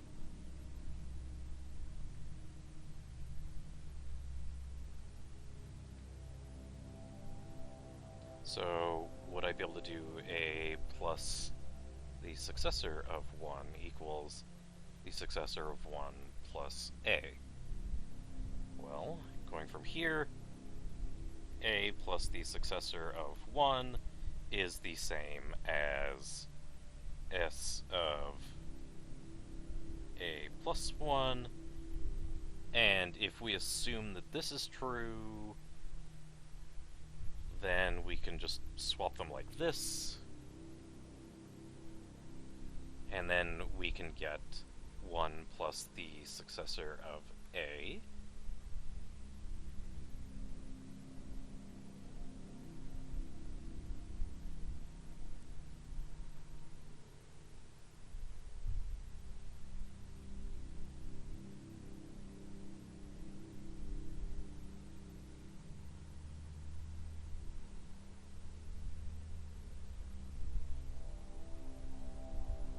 And let me think, hold on a sec. So that is 1 plus A plus 1, because that's just the definition of a successor. And then using our assumption again, we get 1 plus A, which now by using our what we've proven for association, it's 1 plus A, which is the successor of 1 plus A. Okay. So we had to use our assumption twice, but that worked. Okay, so let me rewrite this in a nicer form. So, okay. First, we had to prove that A plus 0 is the same as 0 plus A. So by doing so, we assumed that this is true, and then we see if the next thing is also true.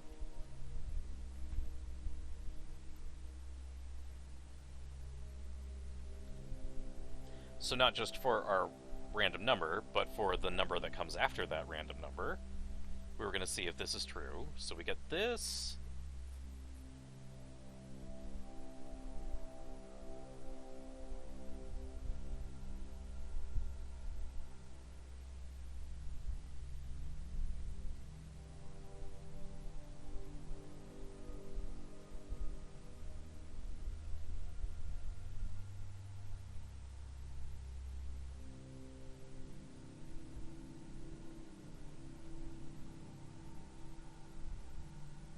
Okay, S of A plus 0 is the same as S of A.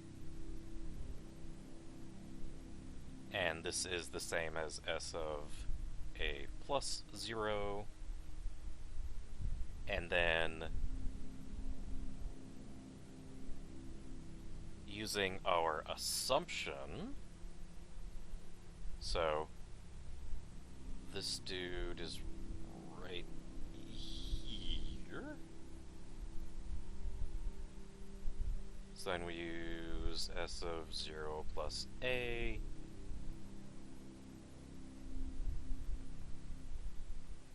And then we can use our second axiom for addition. So we get 0 plus S of A. So then this was method of induction, so we proved just any number plus 0 equals 0 plus any number. So we proved that.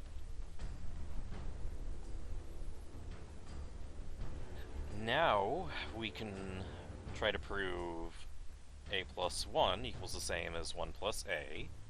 So we need to assume this. So then successor of A plus 1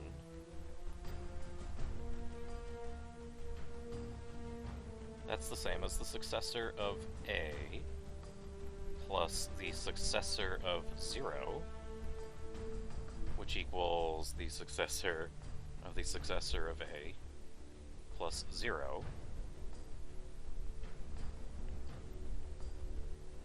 which equals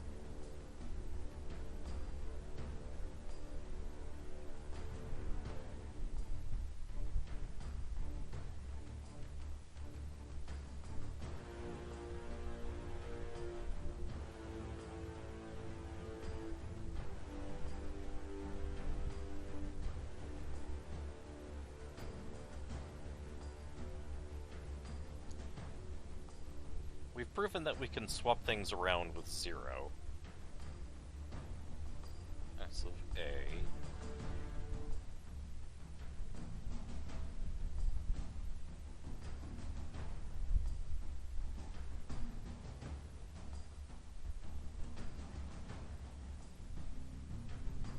That's probably far beyond what I needed to do.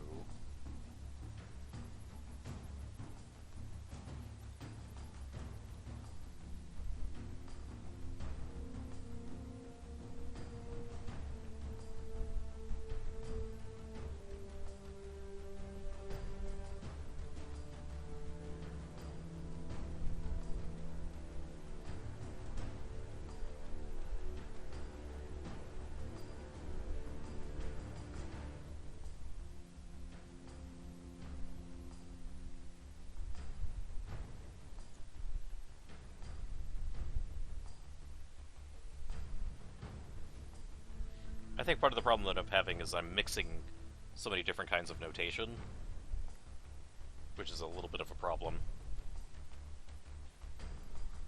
That is this, and then using my assumption, that's the same as this.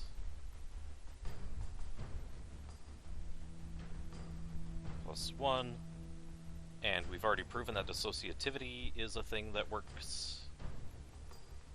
So, that's what that's called. Sweet. So we've proven that you can swap around adding by 1. Okay.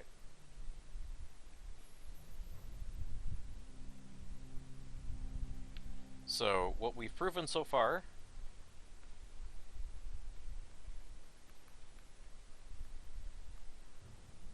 is that a plus 0 equals 0 plus a, and a plus 1 equals 1 plus a. So now we need to prove that a plus b equals b plus a. So we're going to do that by induction. So first we're just going to assume that the thing we want to prove is true.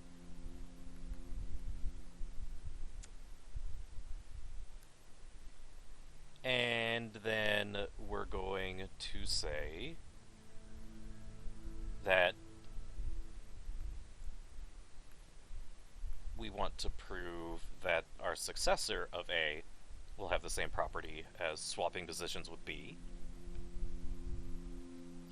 So then writing it all in addition notation just helps a little bit.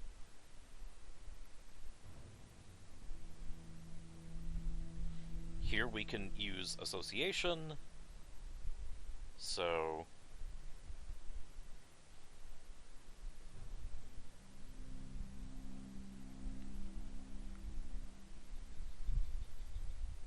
do I want to use association or do I want to just use the property of swapping stuff? I think I want to use the property of swapping stuff that we've already shown. And then I can use association plus A plus B, and then I can use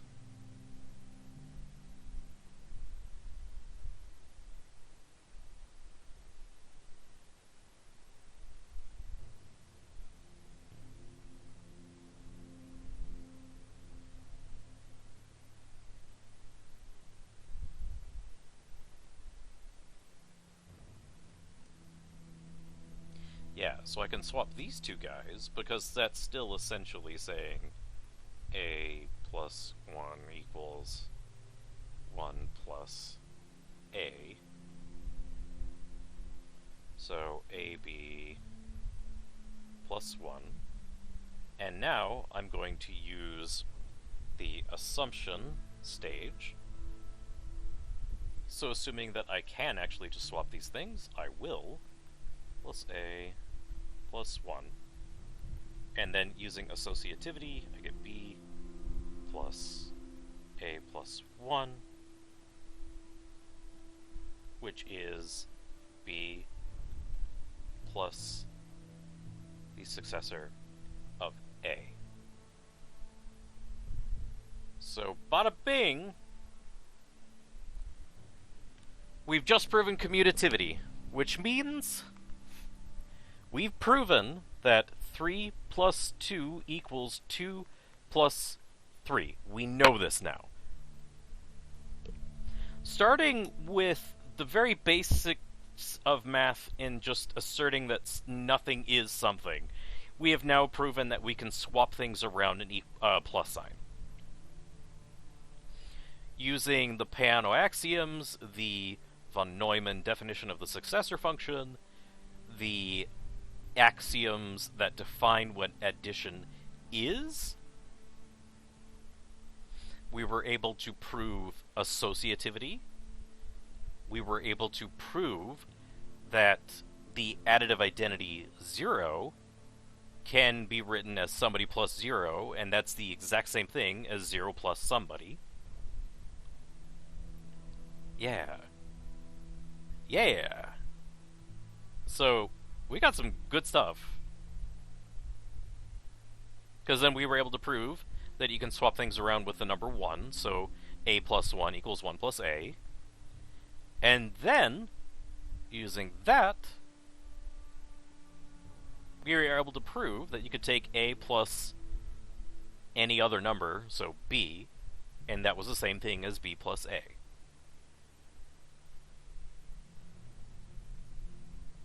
Wow. A little over 2 hours. The explanation was scuffed as heck, but we did it. Like, it actually happened. Oh, good lord. Okay. So I fulfilled on my promise. The quest is complete. I am freed of this burden.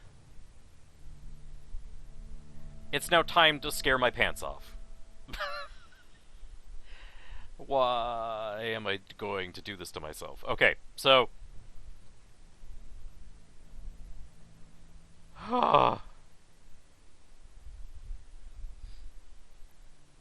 let's go ahead and pop over into the void. And we will set everything up.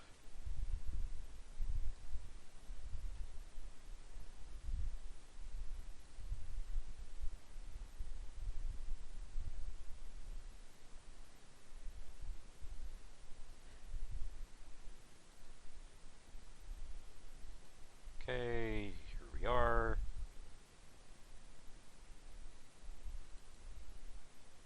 There this is. System. I'm going to try enable widescreen just to see if it works. We're going to go boot ISO.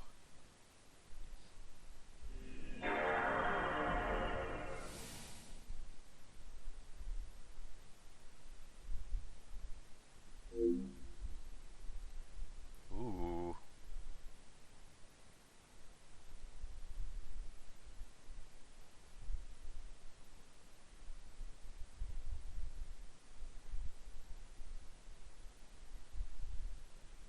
Oh.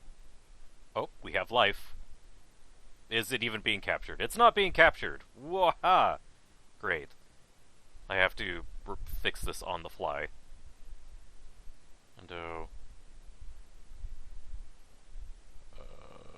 is it this one? It is! Awesome! Okay, I got it. Done. Huh. Let's move this over. Nah, that looks kind of dumb.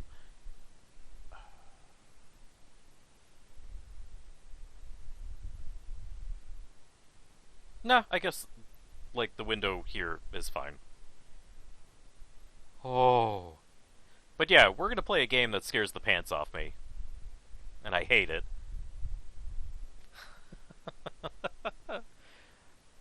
And I mean, I love this game. This is probably the scariest in the series. James, honey, did something happen to you? After we got separated in that long hallway? Who are you? Are you confusing me with someone else? That's hard to do when I don't know who you are. You were always so forgetful. Remember That's not that fair. time in the hotel? What hotel? Maria? Oh, she wasn't talking to me. You said you took everything, but you forgot that videotape we made. I wonder if it's still there. Crap, this is How loud. do you know about that? Aren't you Maria?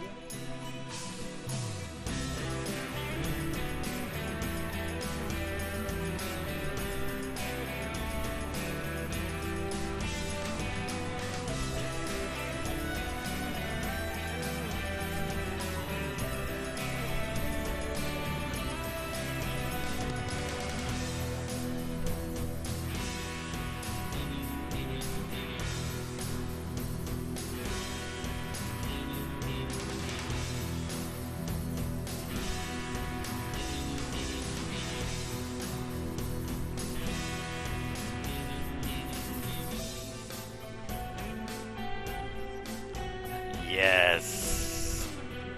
Yes.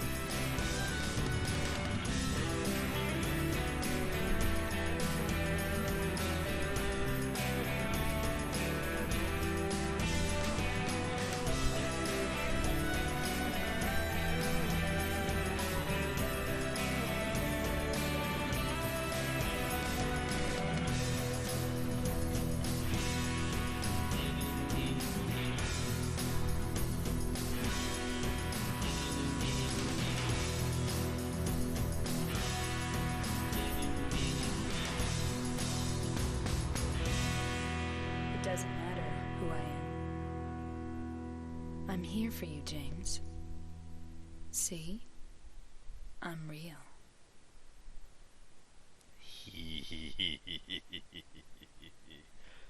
Oh, yes. Oh, yes. Okay, now, I'll do a fresh playthrough. So I'm not going to hit continue or load or anything like that. I have to get my controller. So, sorry, I'm going to bust my model for a sec.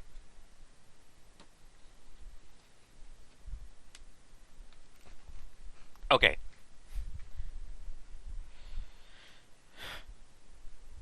Alright. Good. I think I look okay. Awesome. I need to change the title so that people can see what the heck I'm doing.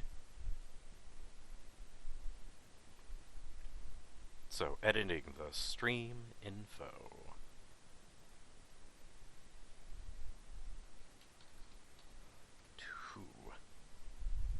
Yes.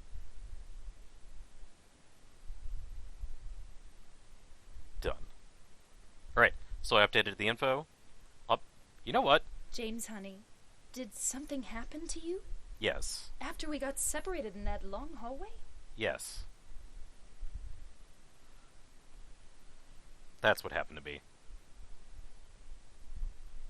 Okay. I'll even send a tweet out. I feel tweetish.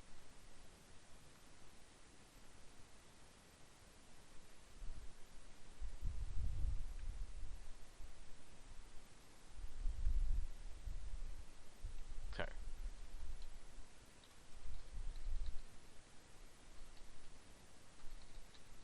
Let's on over stream for some nice, relaxing Silent Hill 2. Oh my lord, why am I doing this?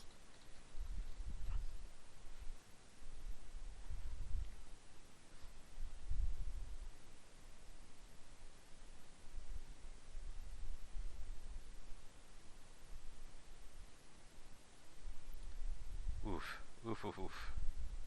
Okay. James, honey, did something happen to you? Yes, now After shut we up! got separated in that... I don't care about you, Maria. Shut up!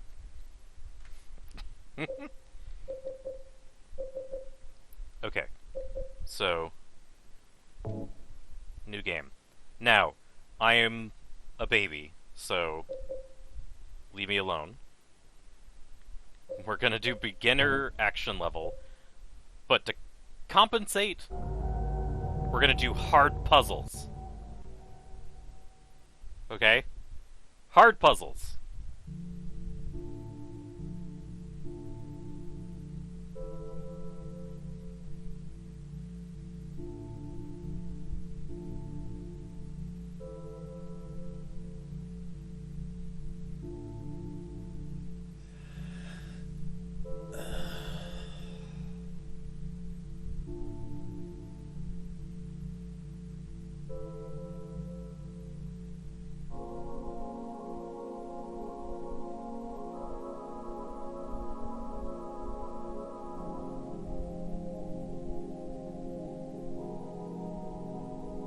Mary, could you really be in this town?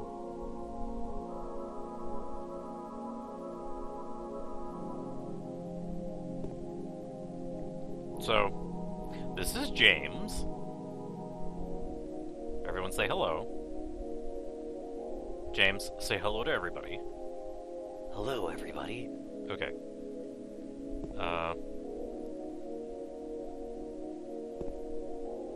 I've been in worse bathrooms.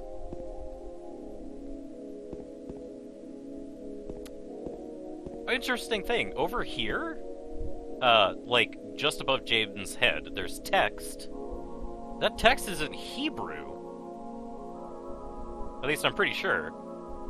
Because I can see the character Aleph. It looks kind of like an X or an N. Main reason why I know that that's the character Aleph is because Aleph sub-0 is the size of the set of natural numbers. So it's infinitely big, but it's the smallest kind of infinity that you can have. So there's the physics for you. Also, it's probably, like, Kabbalah related.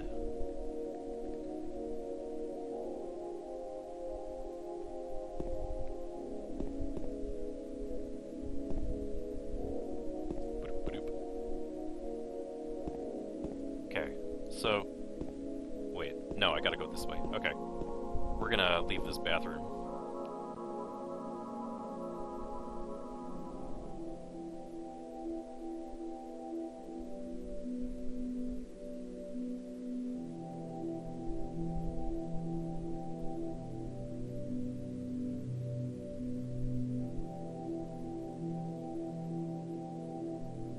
In my restless dreams, I see that town. Silent Hill. You promised you'd take me there again someday. But you never did. Well, I'm alone there now. our special place, waiting for you.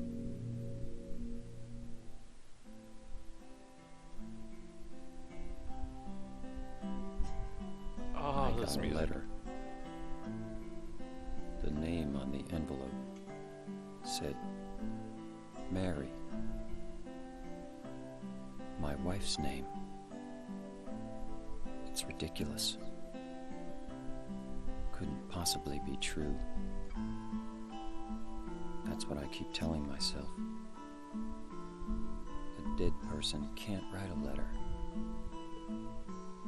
Mary died of that damn disease 3 years ago. So then, why am I looking for her?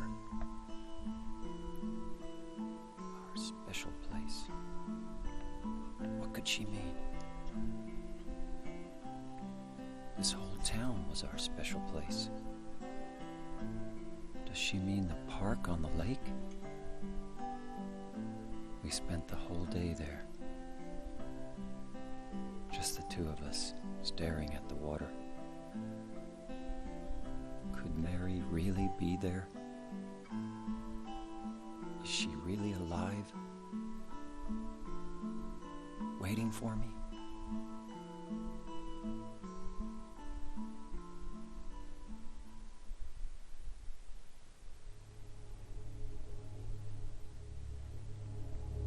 Alright. So, our boy here, he gets a letter.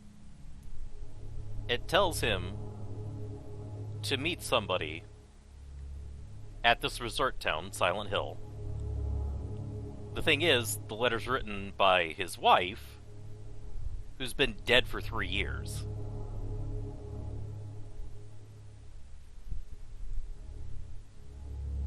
So, something weird is going on already. And we're gonna find out.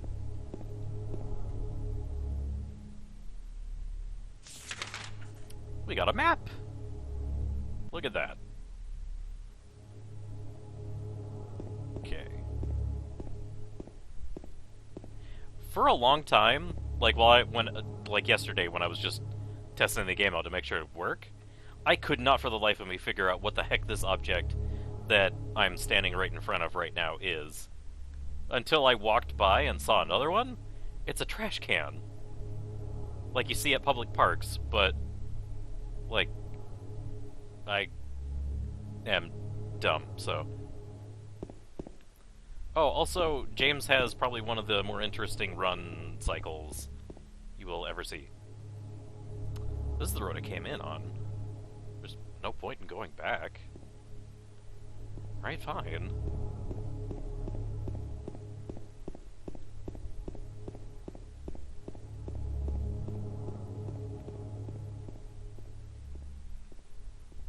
Okay, so here's a van. Nothing special about the van, though. It's just a van. Toluca Lake.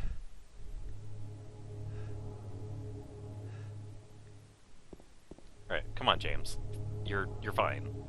Don't be an asthmatic like Harry.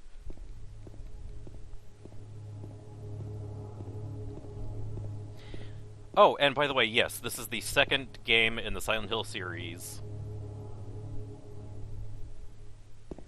But kind of like the Final Fantasy series, there are a lot of things that are in common, but not necessarily like sequels of each other. I can't go any further by car. Guess I'll have to walk.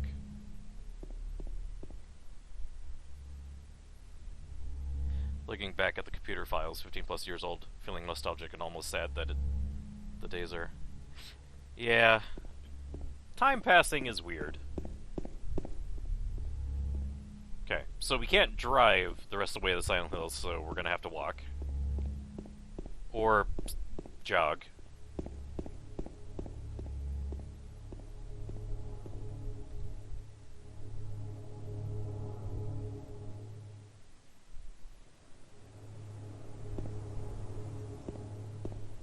Now you might think, oh, this sounds really nice. You know, it's a pleasant lakeside shore. Well, let's let's walk down this trail and just listen to the nice background noises. Shall we? I'll just stay quiet, and you guys can enjoy.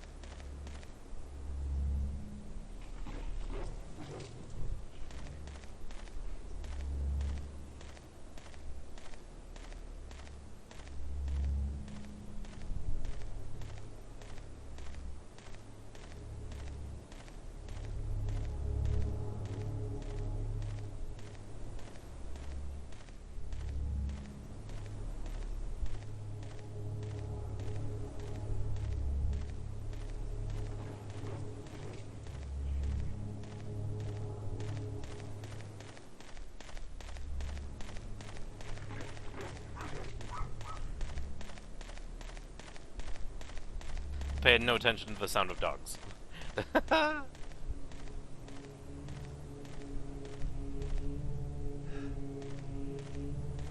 Okay, yeah, that is pretty... Hello, past you!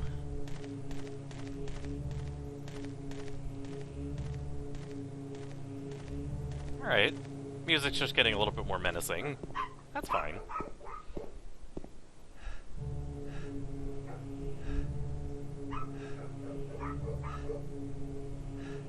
Alright, James. What's down this well? That's interesting. There's something in the well. What is that? Looking at this makes me feel like someone's groping around inside my skull. Which, it gives me a weird feeling. And that's how you save.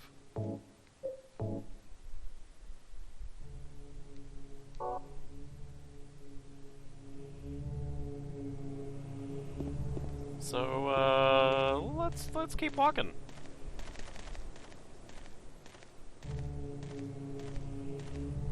Wait, hold on. I want to make sure that I didn't, like, accidentally miss anything.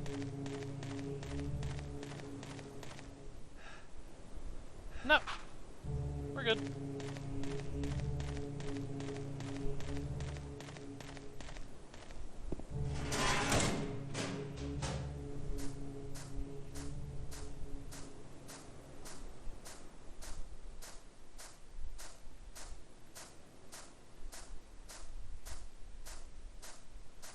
Still a fairly pleasant trail. Having a good time. I wouldn't mind visiting this place. I would actually really like to live in a place like this. So, like, Pacific Northwest, Oregon, Washington. Oh, it's a cemetery. That's interesting. And wait, is that someone in the distance? Hello?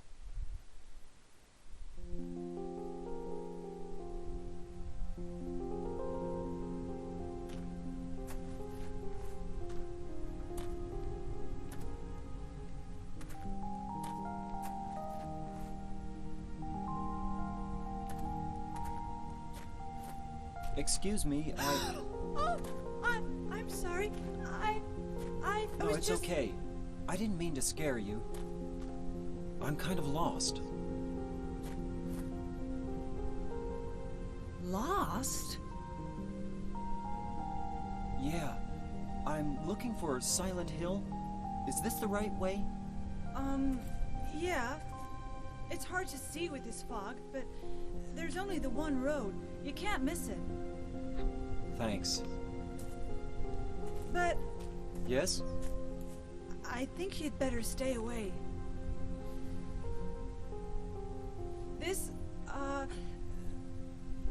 This town, there's something wrong with it. It's kind of hard to explain, but Is it dangerous? maybe. And it's not just the fog either. Okay, It's... I got it. I'll be careful. I'm not lying. No, I believe you. It's just... I guess I really don't care if it's dangerous or not. I'm going to town either way. But why? I'm looking for... someone. Who is it? Someone... very important to me. I'd do anything if I could be with her again. Me too. I'm looking for my mama. I mean my mother. It's been so long since I've seen her. I thought my father and brother were here, but I can't find them either. I'm sorry. It's not your No, problem. I hope you find them. Yeah, you too.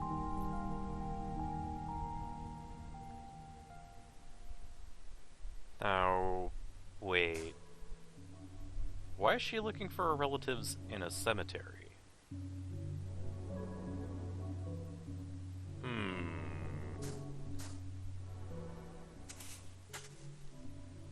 What is it?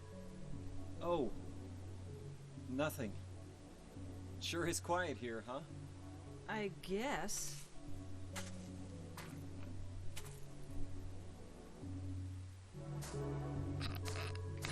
Okay, what other awkward thing am I gonna say? What is it? Oh. Nothing. Oh. I thought he said something else when I first did this playthrough. Oh well. So, kind of interesting that she's sitting in a cemetery. Also interesting that, James literally says, I don't care if the town is dangerous. Or not. Someone's not well in the head. That's a wall. That's more of a wall.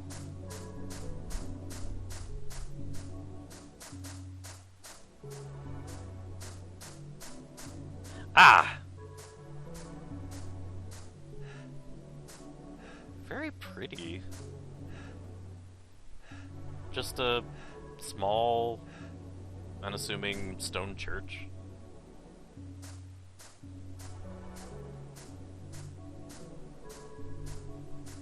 Kind of comforting to look at.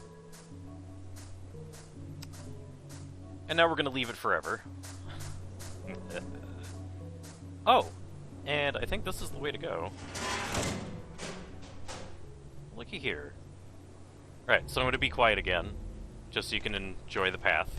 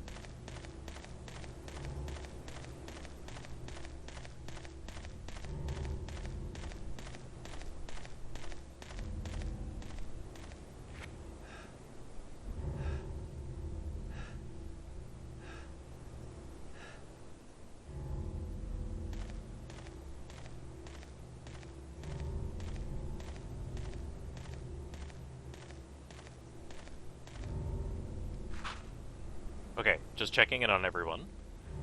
Are we still having a good time? Eh? Yeah? Yeah, let's keep going.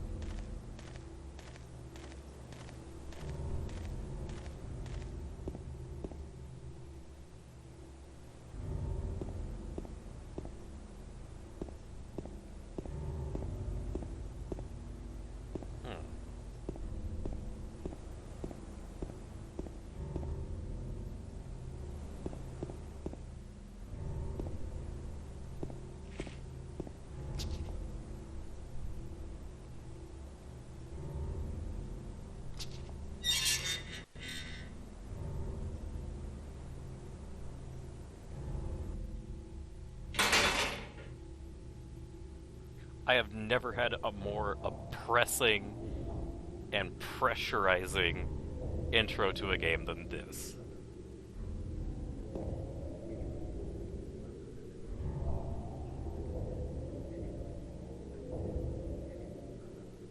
It's like being swallowed by a monster, but the monster doesn't have to use any muscles in its throat. You're just walking further and further into its stomach.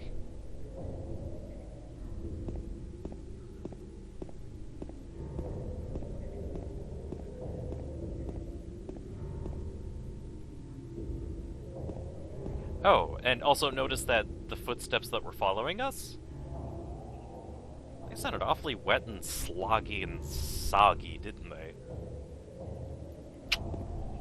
We are next to a lake. So, who knows what that was? Also, if you look at this glitching poster, I don't know if you guys can see it, but I'm pretty sure that this is like a little Easter egg poster of Jack Nicholson in The Shining, when he's broken through the bathroom door where his character's wife is hiding, and he's all, "Here's Johnny!" Yeah. So, slow burn horror.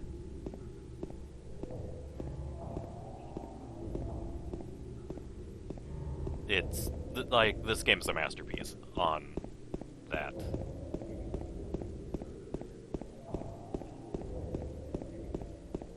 Also, you can't run at the same speed forever, too. Like, see? You notice how his pace is... Whoop.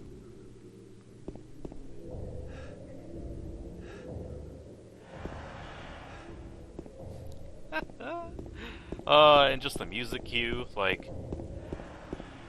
Here, let's just make things creepier and creepier. It's the good kind of willies. And yes, I'm old enough to use the term willies to refer to just, like, the heebie-jeebies or being scared. Not the other thing. Get your minds out of the gutter.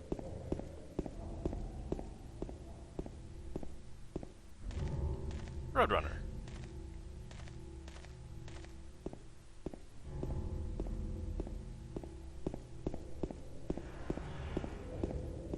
So, kind of spooky, but, I mean, I'd still visit this place. It's not that bad. I could do without the whisper screaming in my ear. And our first cross streets. Wilts and Sanders.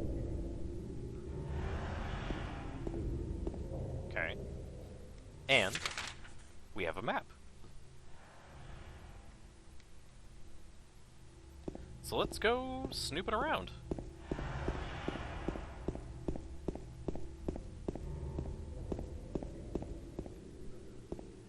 And here's a really big throwback.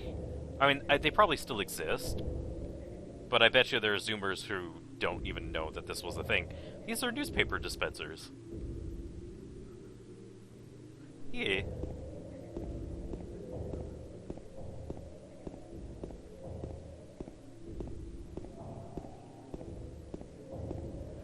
Yep, newspaper boxes, exactly. And another piece of arcane technology. A phone booth. Well, a payphone. With a little dangling phone book on the bottom.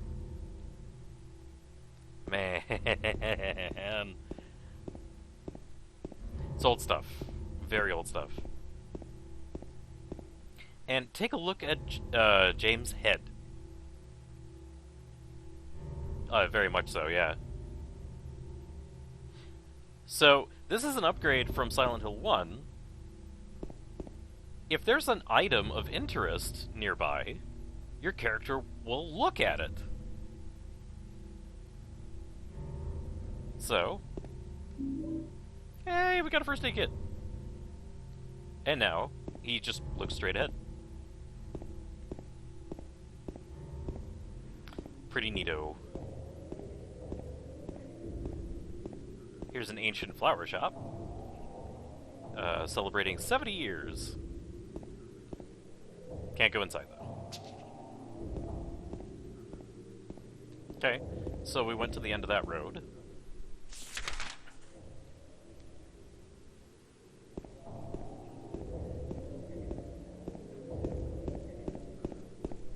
Ah, this place is just awesome. I love it. And I hate it. The dichotomy of man. Or something. Nope, that's chain link fence I was going to run into.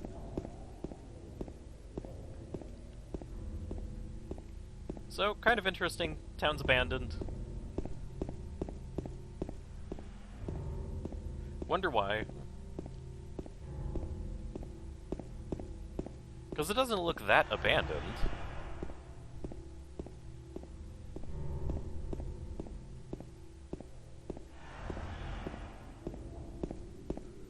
Is that a fence I can open? Nope. It's not. So we'll just take a little drive. Oh! Are these marks blood?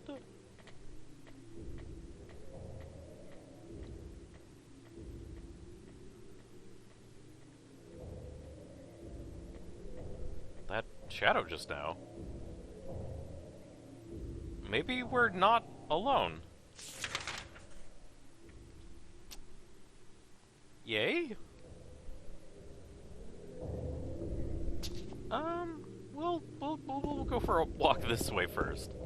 How about that?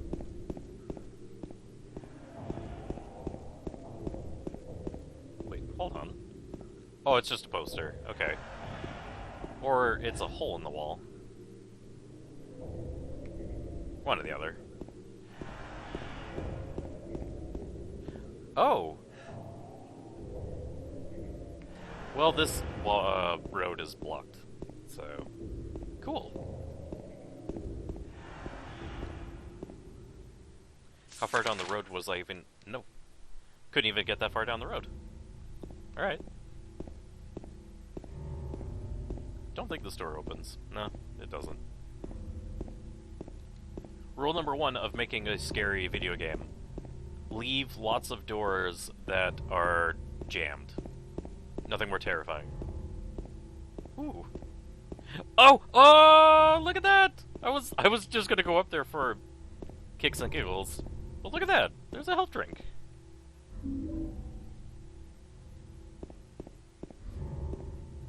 That's cool. I like that.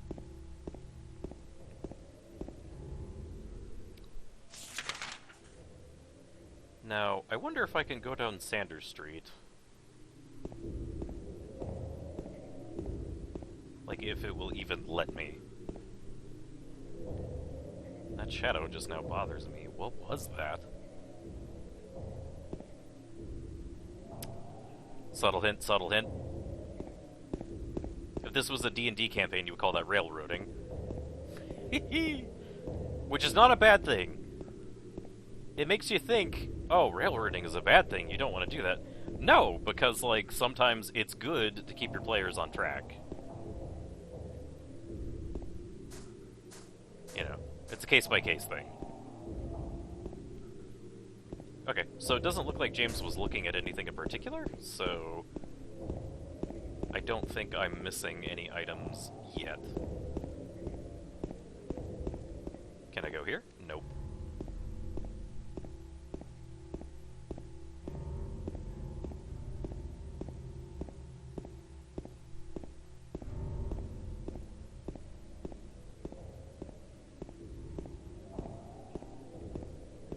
Man, I live in a desert, so I can just imagine what this nice, wet fog would feel like. Ah. Instead of being hit with a blow dryer, like, on every part of your body. Oh, look, more blood.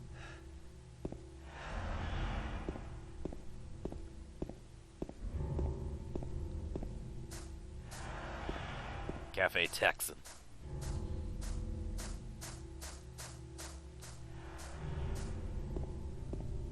Wonder if Cafe Texan was a building in the first Silent Hill. I don't know. Running along. The fog is so thick, I don't think that the developers would put any items in these areas, because, like, you're not gonna see a darn thing. Even if James's head decided to, like, go, huh? You know, it would be a very subtle movement and really hard to spot. But knowing that I'm super paranoid, I'm gonna do it anyway.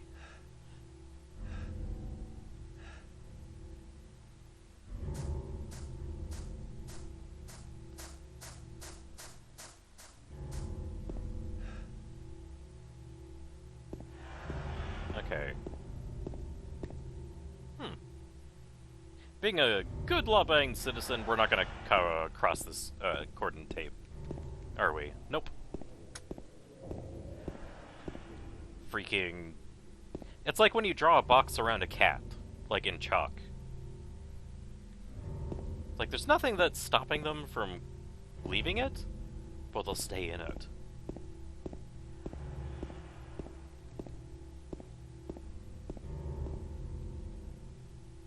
Cats.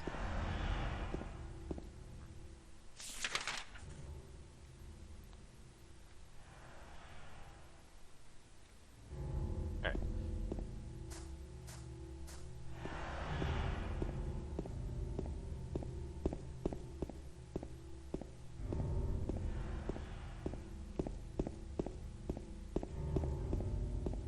Oh, more blood. Ooh. Yep.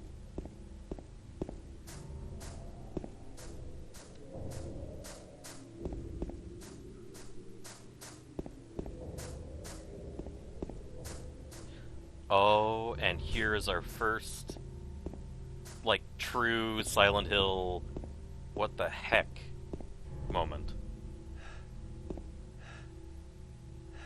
There's just a giant fault right here. Ain't no way we're gonna get across there.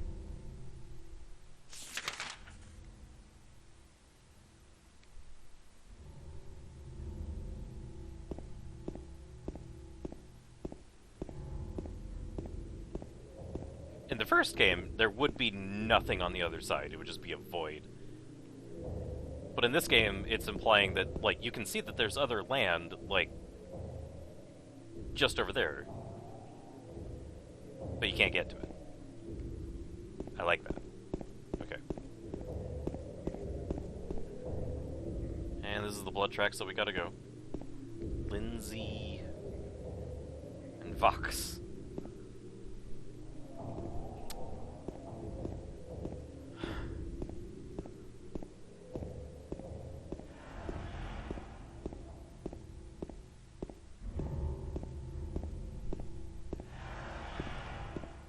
Can I go through this door? No.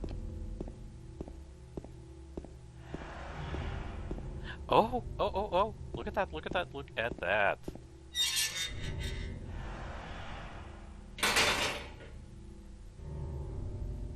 Yes, Harry, I see it. Not Harry. Freak. This is James. I keep wanting to call him Harry because I've played like a million Silent Hill 1 playthroughs. Oh, and there's a health drink right next to the table. Okay. Nice.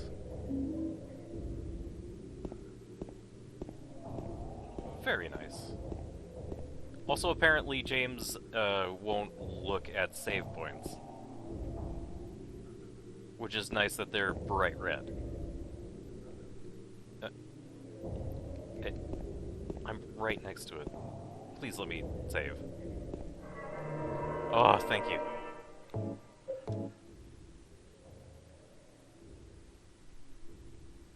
Okay.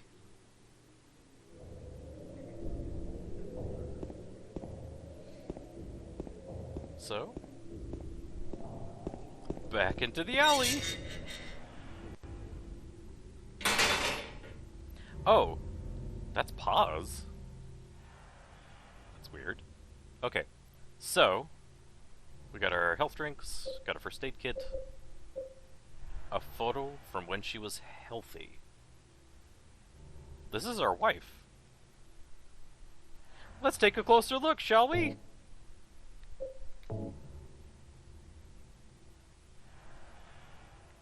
So, that's our wife, who is dead.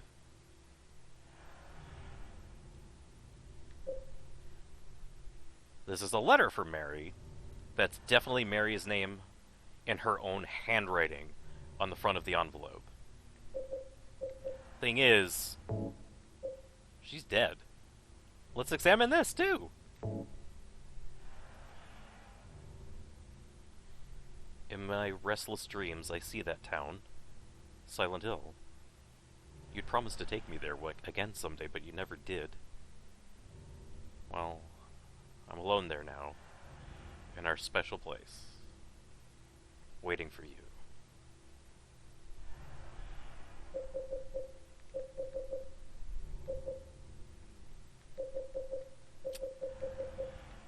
Interesting, eh?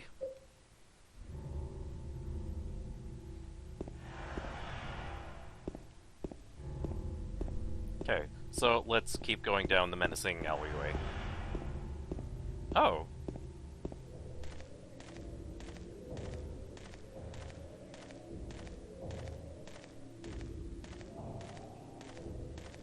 Just a bunch of barbed wire.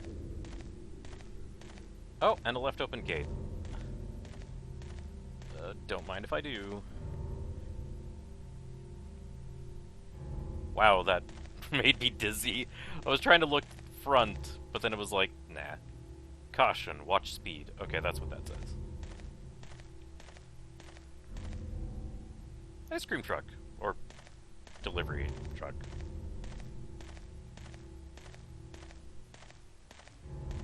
What is that?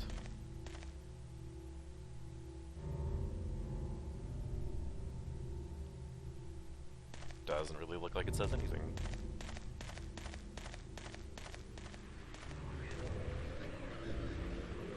Okay, that almost gave me a heart attack. We don't have the radio yet.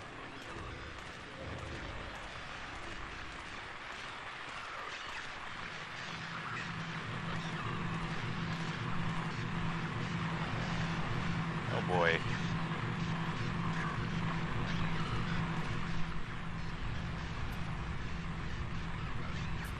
What are you doing, James? What are you doing? Why?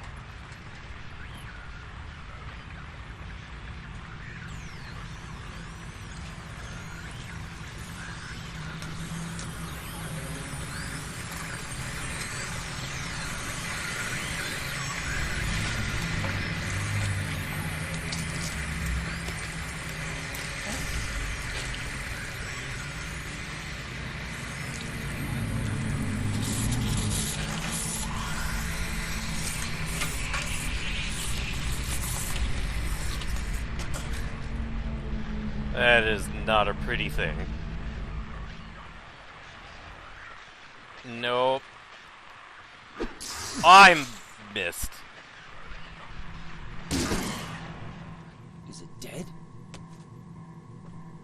What the hell is it? It's not human. I mean, it looks kind of human. Except that it's completely covered in very slick skin. Oh, look, and I have little, like, splashies of blood. Okay, how much did that hurt when he hit me? Okay, that did not feel good.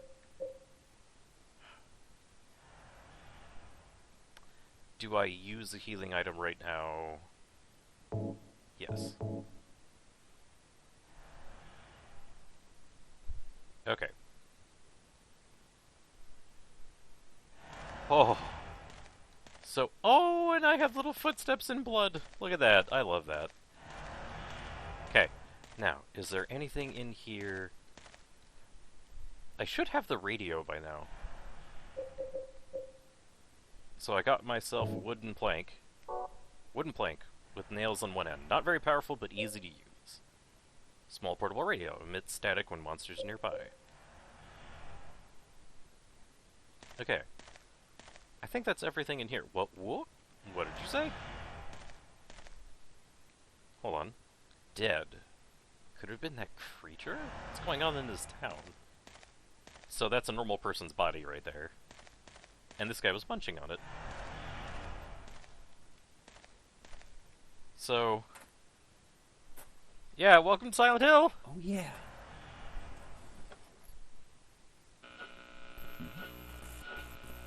This thing broken?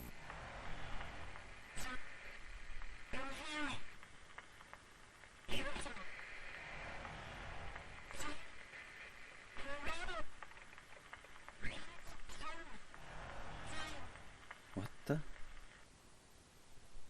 I better take it anyway. I might need it.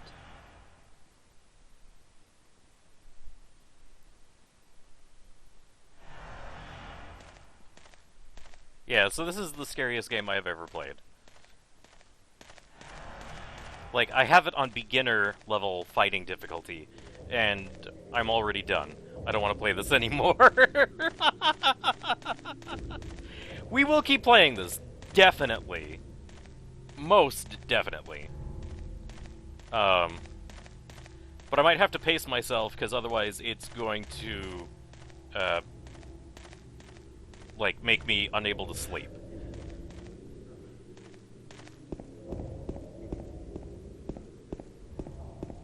Okay, so...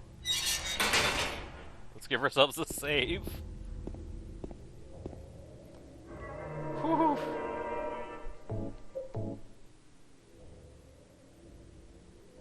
Okay, so we got the save down.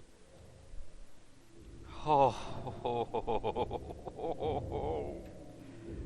that is not fun. Okay.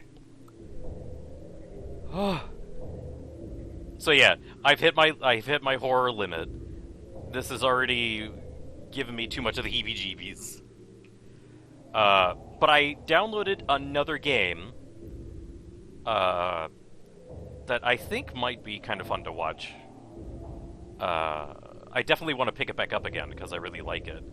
I never finished the story quest on it, and I haven't played this game in 2 years, and it was back on an older computer before I got the current computer I'm using right now, which can play decent games at a decent quality. So, let me swap out games here. And I think I might even go to till 8 p.m. my time. So right now it's about 7.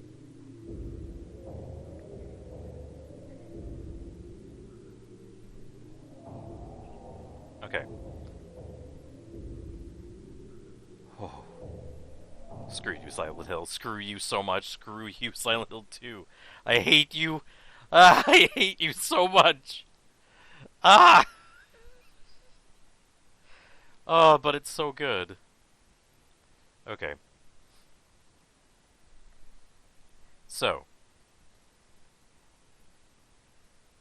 for the next game, that's not going to make me pee my pants.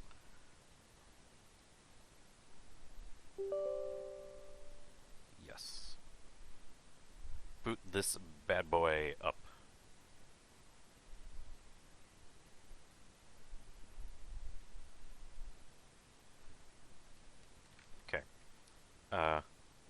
Now, I gotta redo the window capture, so properties, calculator, no, properties,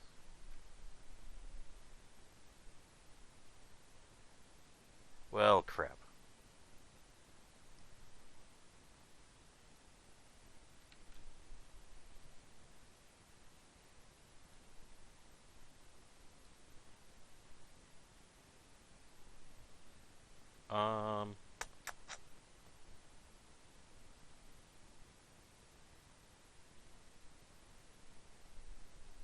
I think I might need to change scenes. Give me a sec.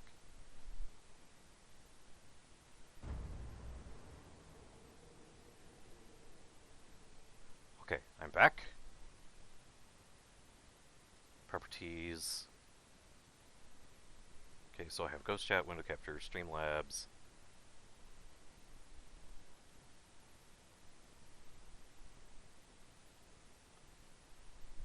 Well, that sucks. Window capture is borked.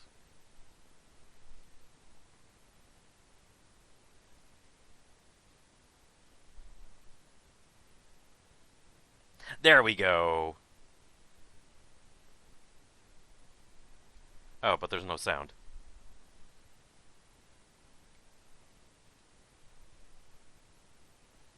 Season of the Warp Surge. They didn't have seasons when I last played.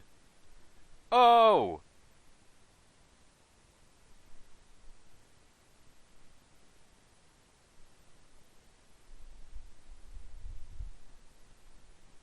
Also, there's no sound. Can you guys hear anything? No? Yeah, because I can't hear anything either. What is going on?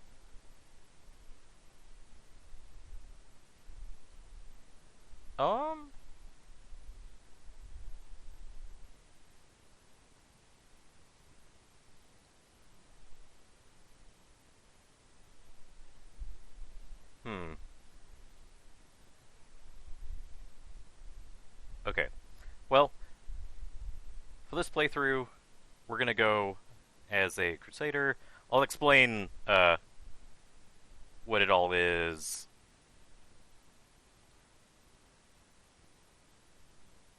Tactical.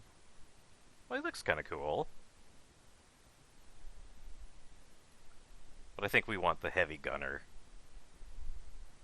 Oh, yes.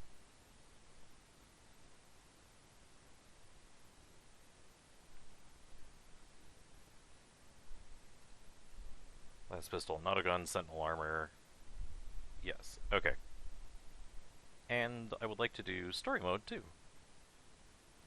Enter character name.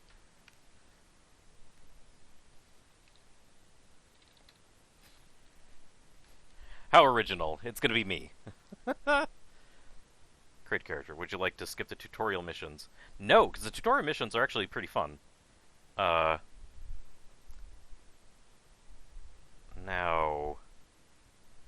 I have read and accepted the new core user agreement. Yes. Next. I'm trying to get to options.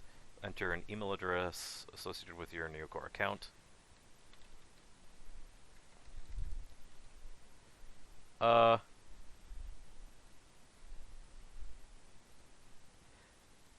Now, before I type in sensitive information.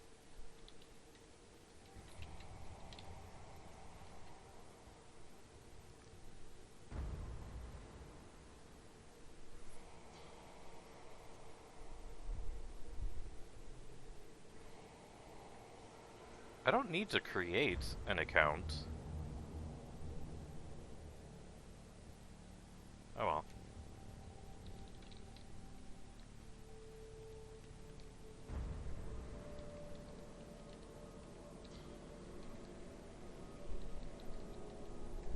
Damn it. WH40K.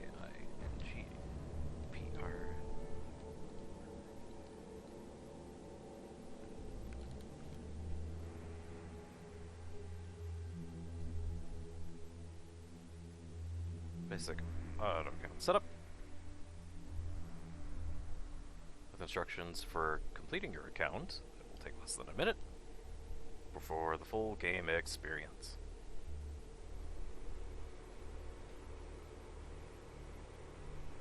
Glory, season score.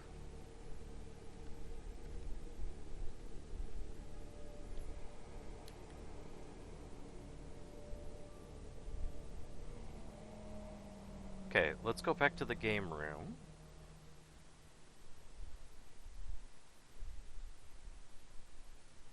Huh. Okay, so there's definitely no sound coming from the game right now. Hopefully that's not... Ah, crap. No.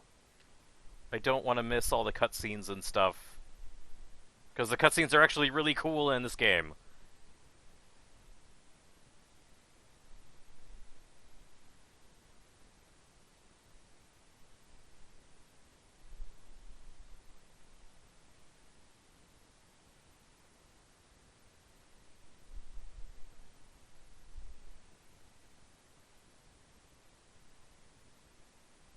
Come on.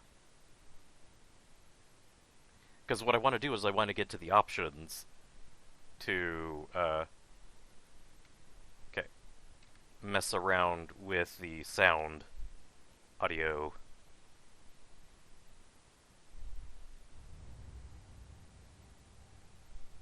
What the heck? It had the master in-game volume set to 0.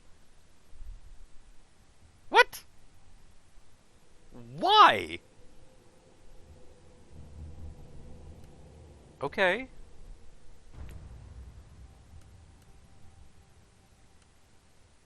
So, quit. No, I don't want to quit.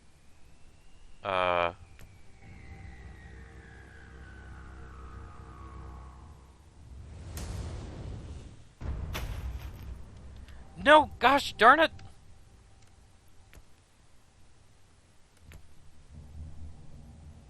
Basic settings, advanced settings, physics detail.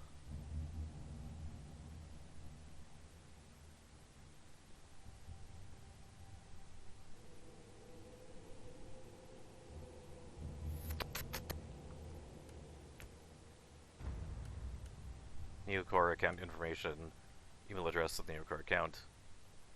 Yes, I know.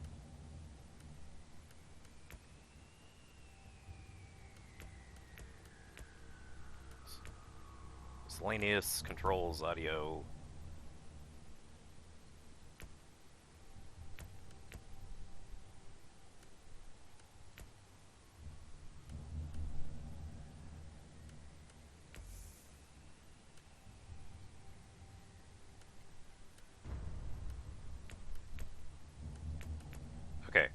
So that's not necessarily what I need.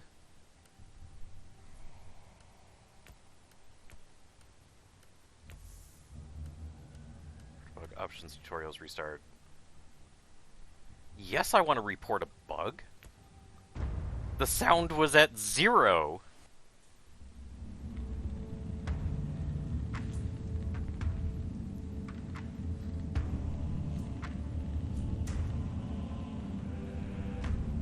Oh well. So,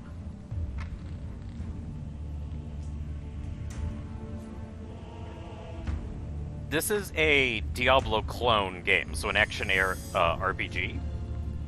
And when it was first released, it was garbage. It sucked. But the developers patched the hell out of it, and now, at least of 2 years ago, it was actually a really fun game to play. So...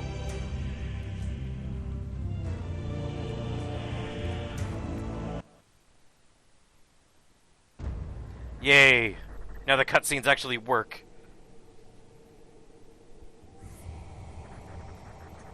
Imperium of Man is besieged from all sides by the Xenos races, and it is slowly rotting away from the inside, tainted by the Chaos Gods.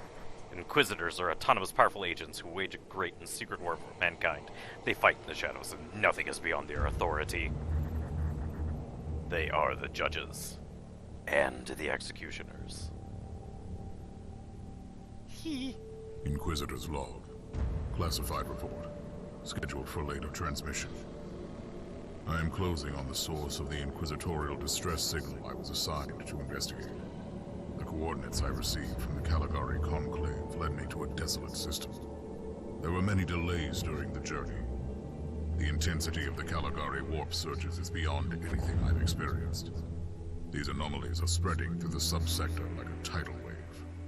The distress signal has an ancient encryption used by the Holy Ordos. It is authentic, but extremely old. The signal is coming from a battered fortress monastery that was likely spat from the warp when the tide of the surges swept through the sector. There is no response to our hailing signals.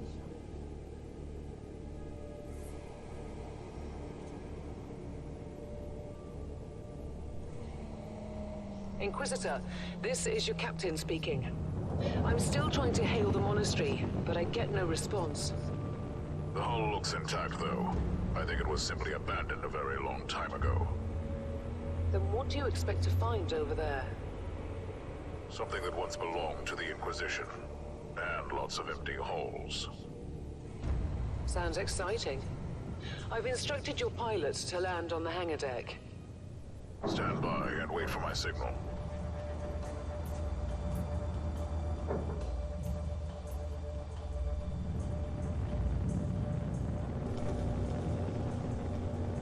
Inquisitor, the automatic defense system has been activated. The turrets are attacking you. Do you...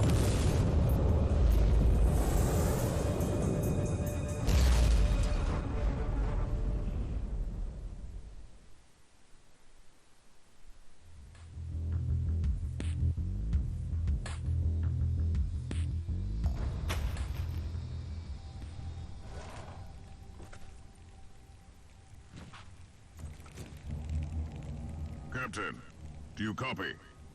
Captain Van Winter, can you hear me? Strange. Vox communication is jammed and I can't use my teleporter device. Something must be disturbing my signal. I will record everything in my audio log, in case I don't return. Inquisitorial log, new entry. While attempting to dock in the hangar of an unknown fortress monastery, my transport took heavy fire. I suspect that the automatic weapon systems were activated, but I don't yet know why. The transport has been destroyed, along with my equipment. My pilot is dead. I will pray for him later.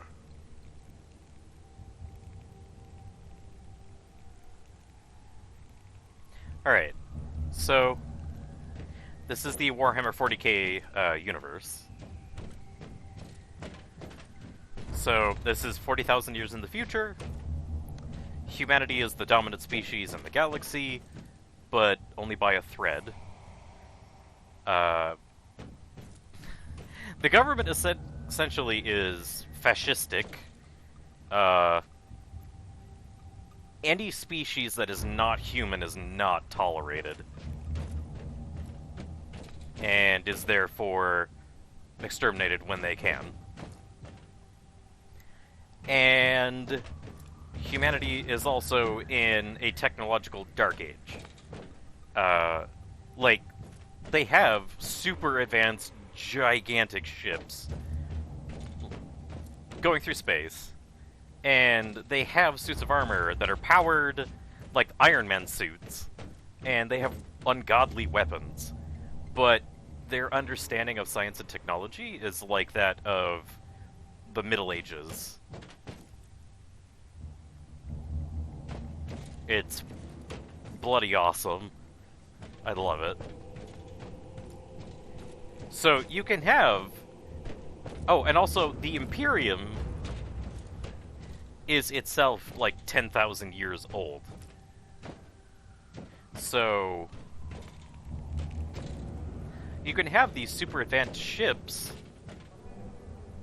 that have been around for thousands and thousands of years, so like older than the Egyptian pyramids are to us. And so this ship apparently is very old.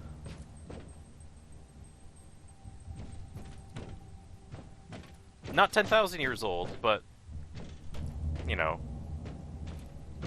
still in the thousands. There's nobody on it, and we tried to get on, and it shot us. Oh, and also we're an Inquisitor, so, like, literally think of Inquisitors in, like, the, Spanish Inquisition. Same deal, but these Inquisitors, they will hunt down aliens, they will hunt down, heretical humans, they'll hunt down demons, you name it, they go after it. And so we're trying to discover why the heck this ancient ship has just popped in out of nowhere.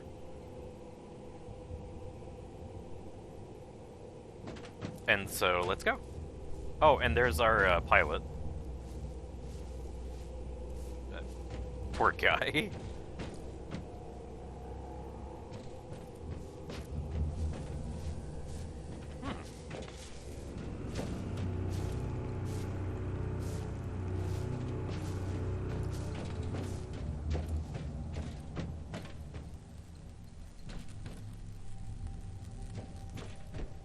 I'm just kind of taking a look around. They polished up the graphics a little bit the last time I played, which again was 2 years ago.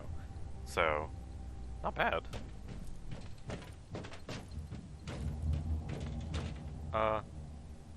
Nope, whoopsies.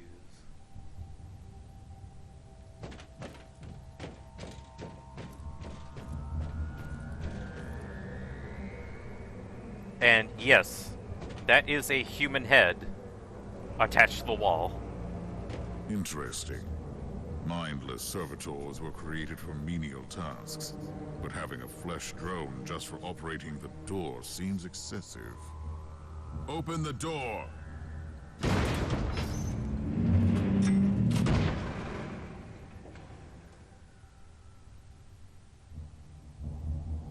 So, another horrifying thing about the 40K universe, they don't like artificial intelligence at all. So imagine living in a world where you were like Star Trek, you were super advanced, but then it turned into the Terminator world, where all of your artificial thinking machines turned against you. So to replace computers, people were like, why don't we just use humans? So we'll give them lobotomies, and then hook them up to various machines, and then they'll be the computers. So, yeah.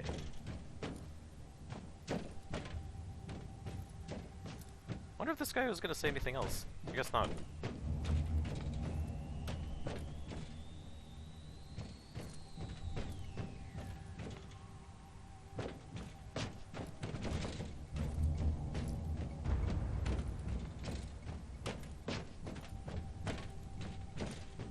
Well, right here you can see how it says Cogitator. That's just their in-world fancy name for a computer. An ancient cogitator. Let's see if the tech prayers still hold. It might have information about this place.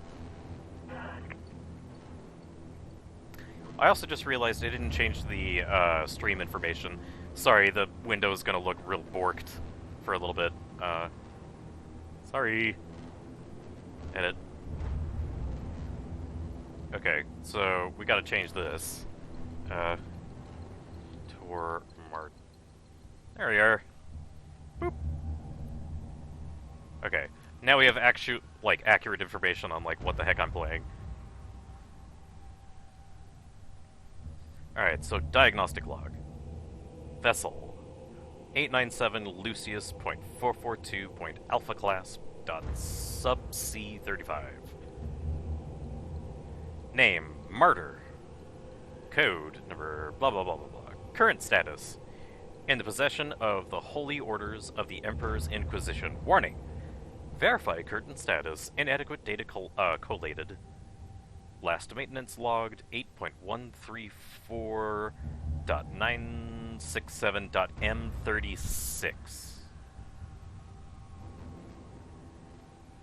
That's a date. M36 means 36th millennium. The current setting that this game is in the 40th millennium. Or the 41st millennium, either way. This ship, the last entry that we have on it, was from 5,000 years ago.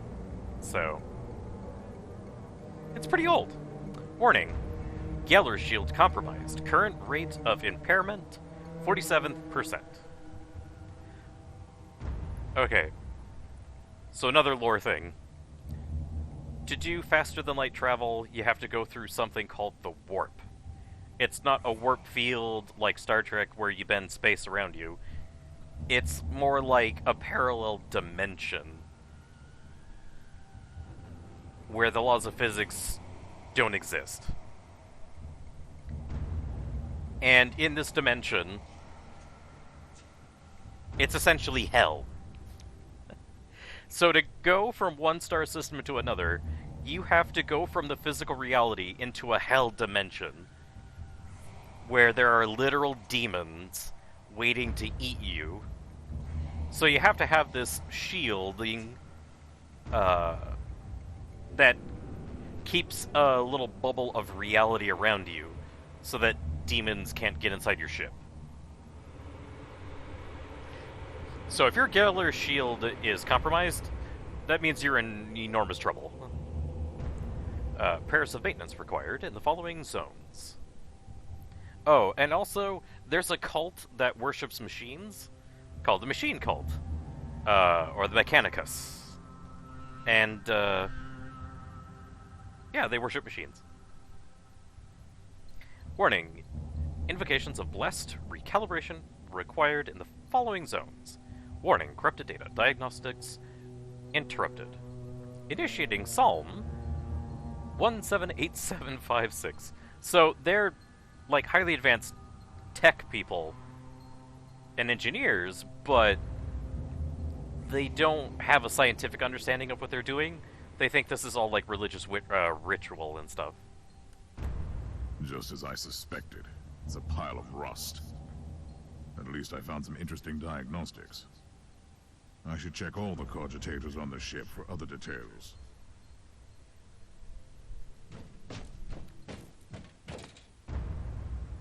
Oh, and yes, on this guy, on his armor, he does in fact have rocket launchers on his shoulders.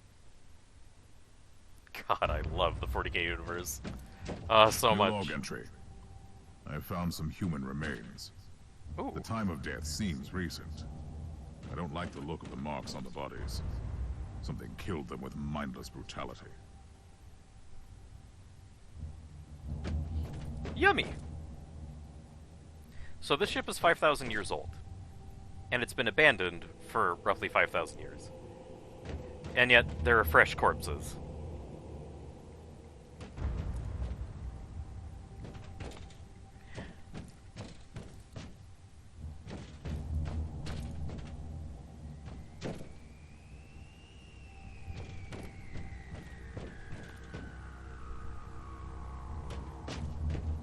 Okay. There's a shotgun right over here, which is the weapon that this character specializes in.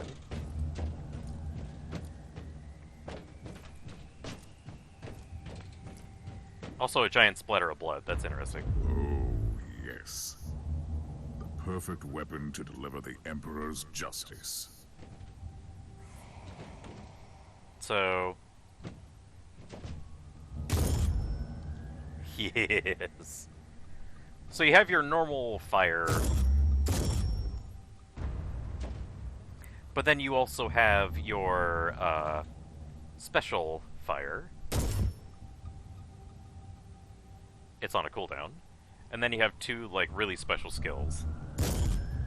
So, very spread shot.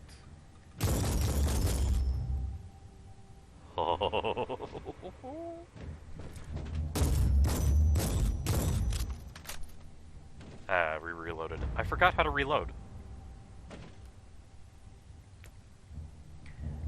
Magazine-fed guns consume ammunition. Your ammo supply is unlimited, but you do have to reload the weapon manually. Keep an eye on the ammo counter above the skill bar. Energy weapons can be fired without reloading, but they generate heat and are thus prone to overheating. When using energy weapons, blah blah blah. I don't care about that. Projectile weapons can run out of ammunition. Reload with the R key. Okay. Good to know. So, fire, fire, fire, fire. Reloading. Options. I'm going to turn the volume actually down a little bit, so I'm not deafening everybody.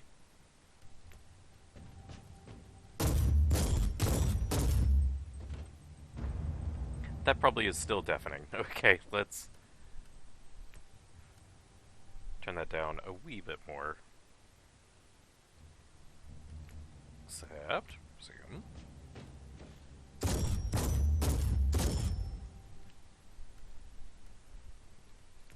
Options. So for the main audio, sound effects, we'll just lower this a little bit.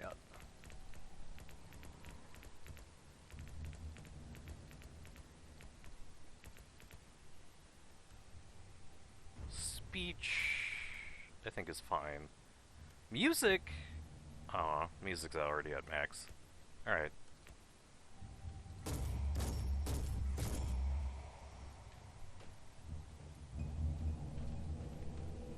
Okay. Alright, that's a little bit more acceptable. Oh! Wow, that cutscene is beautiful. Oh! Creature of chaos. Can you withstand my faith? Ah!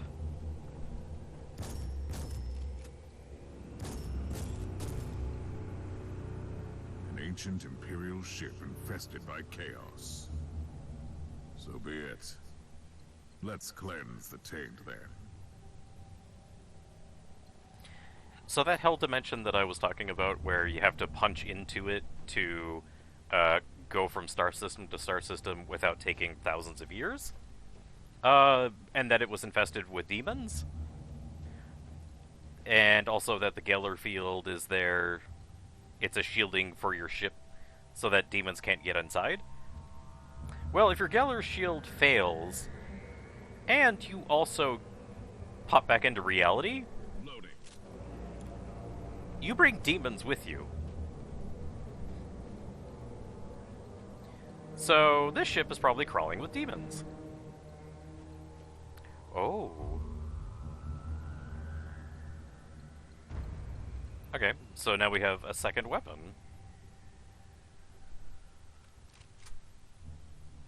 Okay, now, this las rifle, or las gun, is more of like, well, rifle. I did not know I could break stuff with this.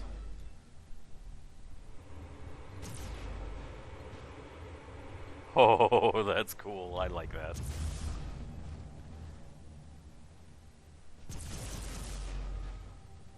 So yeah, it's a machine gun, essentially.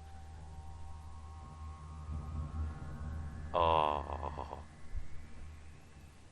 But yeah, You use this gun if you want to shoot targets that are far away, and then you switch to your shotgun when you got a lot of things up close getting in your grill and you want them, to go splat.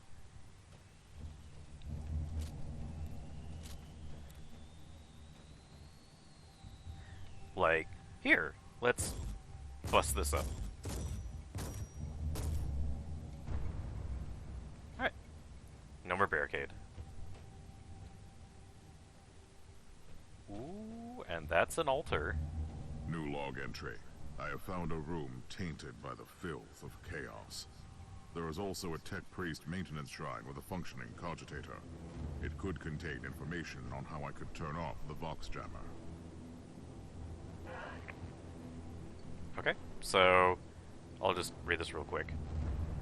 Argumentum, Defense System Anomalies, Ranking Security Officer, Brother Marcus Drang. Incident log. The Martyr opened fire on an approaching rogue trader vessel, causing considerable damage and loss of life on the targeted ship. So rogue traders, they're human members of the Imperium who are allowed to do business with aliens. So they're kind of like scouts on the outer rim of the Imperium territory. Teleportarium signals are regularly jammed, blocking entry and exit to and from monastery. So, an entire ship can be considered a monastery in this universe. Confessions of the related personnel during the penitence hearings. Searching picked recording database records not found. Conclusion. After thorough investigation and questioning, I can safely claim that no personnel were involved in the incident. The defense turrets open fire without any human involvement, and the signal blocking any teleportation attempts is generated automatically. Problem cause? Well, probable cause. System malfunction. Process is initiated. Logged a priority level request to the maintenance fraternity, awaiting confirmation. Had emergency cogitators installed on the hangar deck, and a main cogitator in the control room, where security personnel can manually override both the turret systems and the teleportarium signals in case of any further incidents. Attachment. Medicaid reports a personnel voluntarily participating in the confessions. So the ship is starting to take control of itself. I found new information. There is an emergency cogitator nearby where I could turn off the jamming signals.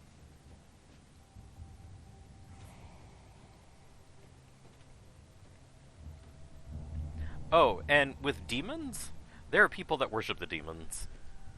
So this wasn't done just by demons. This was done by people that worship demons.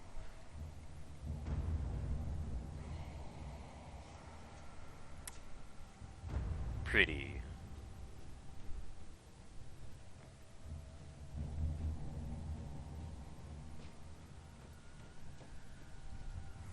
Oh, hey, it's another servitor. Open the door! It is in the walls now. Everywhere. Taint. In the machines. By the Emperor! What foul abomination is this? A talking servitor. It might be mind-locked, but this is still unusual.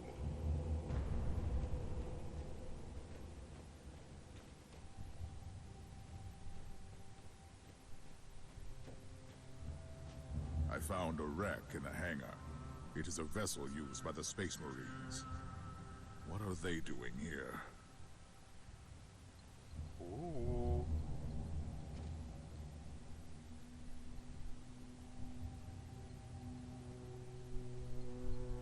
Oh, those are people. Well met, heretics. It is time for you to die. Ah! Whoops. I should probably use the shift key. Thank you.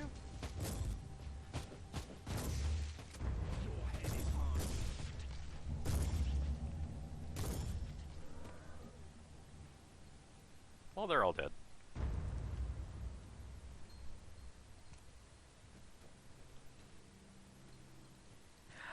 Oh, I completely forgot. So you can take cover in this game. So you have to hit spacebar to do it, though. So,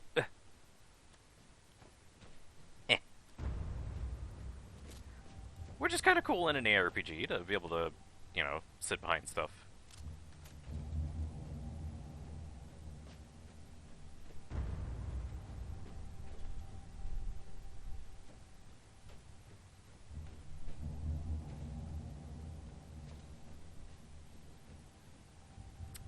Alright, so it doesn't look like there's anything else in here.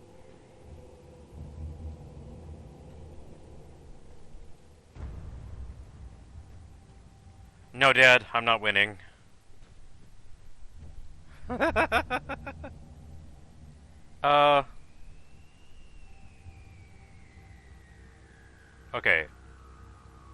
I'm probably gonna butcher your name, and I'm sorry.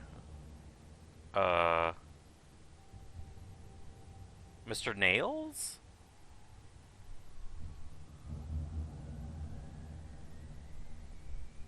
Yeah, Mr. Nails. Okay, cool. Welcome! Yes, I'm absolutely winning. Like, 100%. Me, 1, Chaos Worshippers, nothing. Also, if you're here for math tutoring or anything like that, I am most definitely open for questions. I just play games in the meantime to, fill the dead air. Finally. That's the cogitator that will disable the jammer.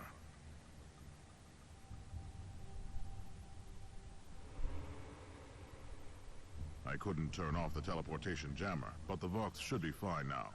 Captain Van Winter, can you hear me? Inquisitor, finally. I thought we'd lost you. It would have been quite convenient for you, I suppose. Trust me, I'm on your side. I'm not saying I don't want my ship back, but who would clear my name if you died in battle? Your loyalty is quite admirable, Captain.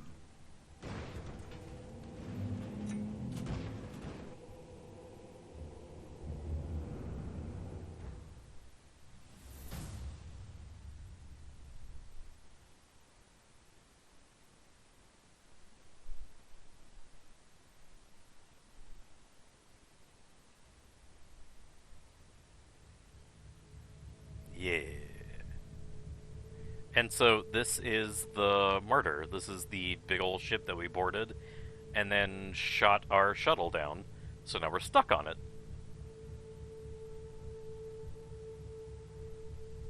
Wow. Wait, what? Video isn't streaming.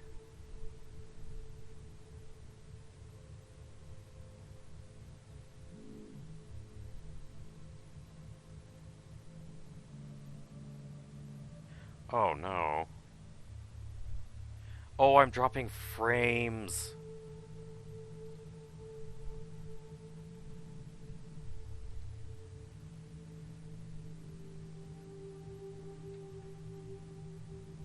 Oh no, my internet has been probably being all freaky weaky. Oh, and it could be because of this game. That sucks. Like, it's taking up too much, yeah. Dang it. Alright. Well, thank you for letting me know. Alright, well... It's about time for me to go hopping, skipping, and jumping away. Had a good time. I'm also super happy that I was able to actually prove that 3 plus 2 equals 2 plus 3.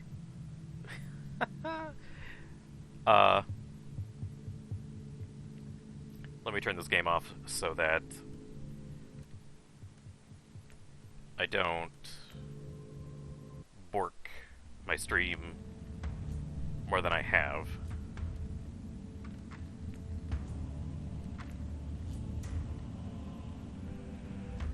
Whoop. There we go.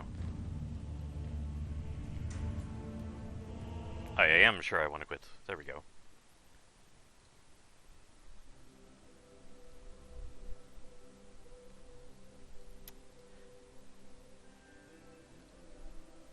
Also, double checking something here.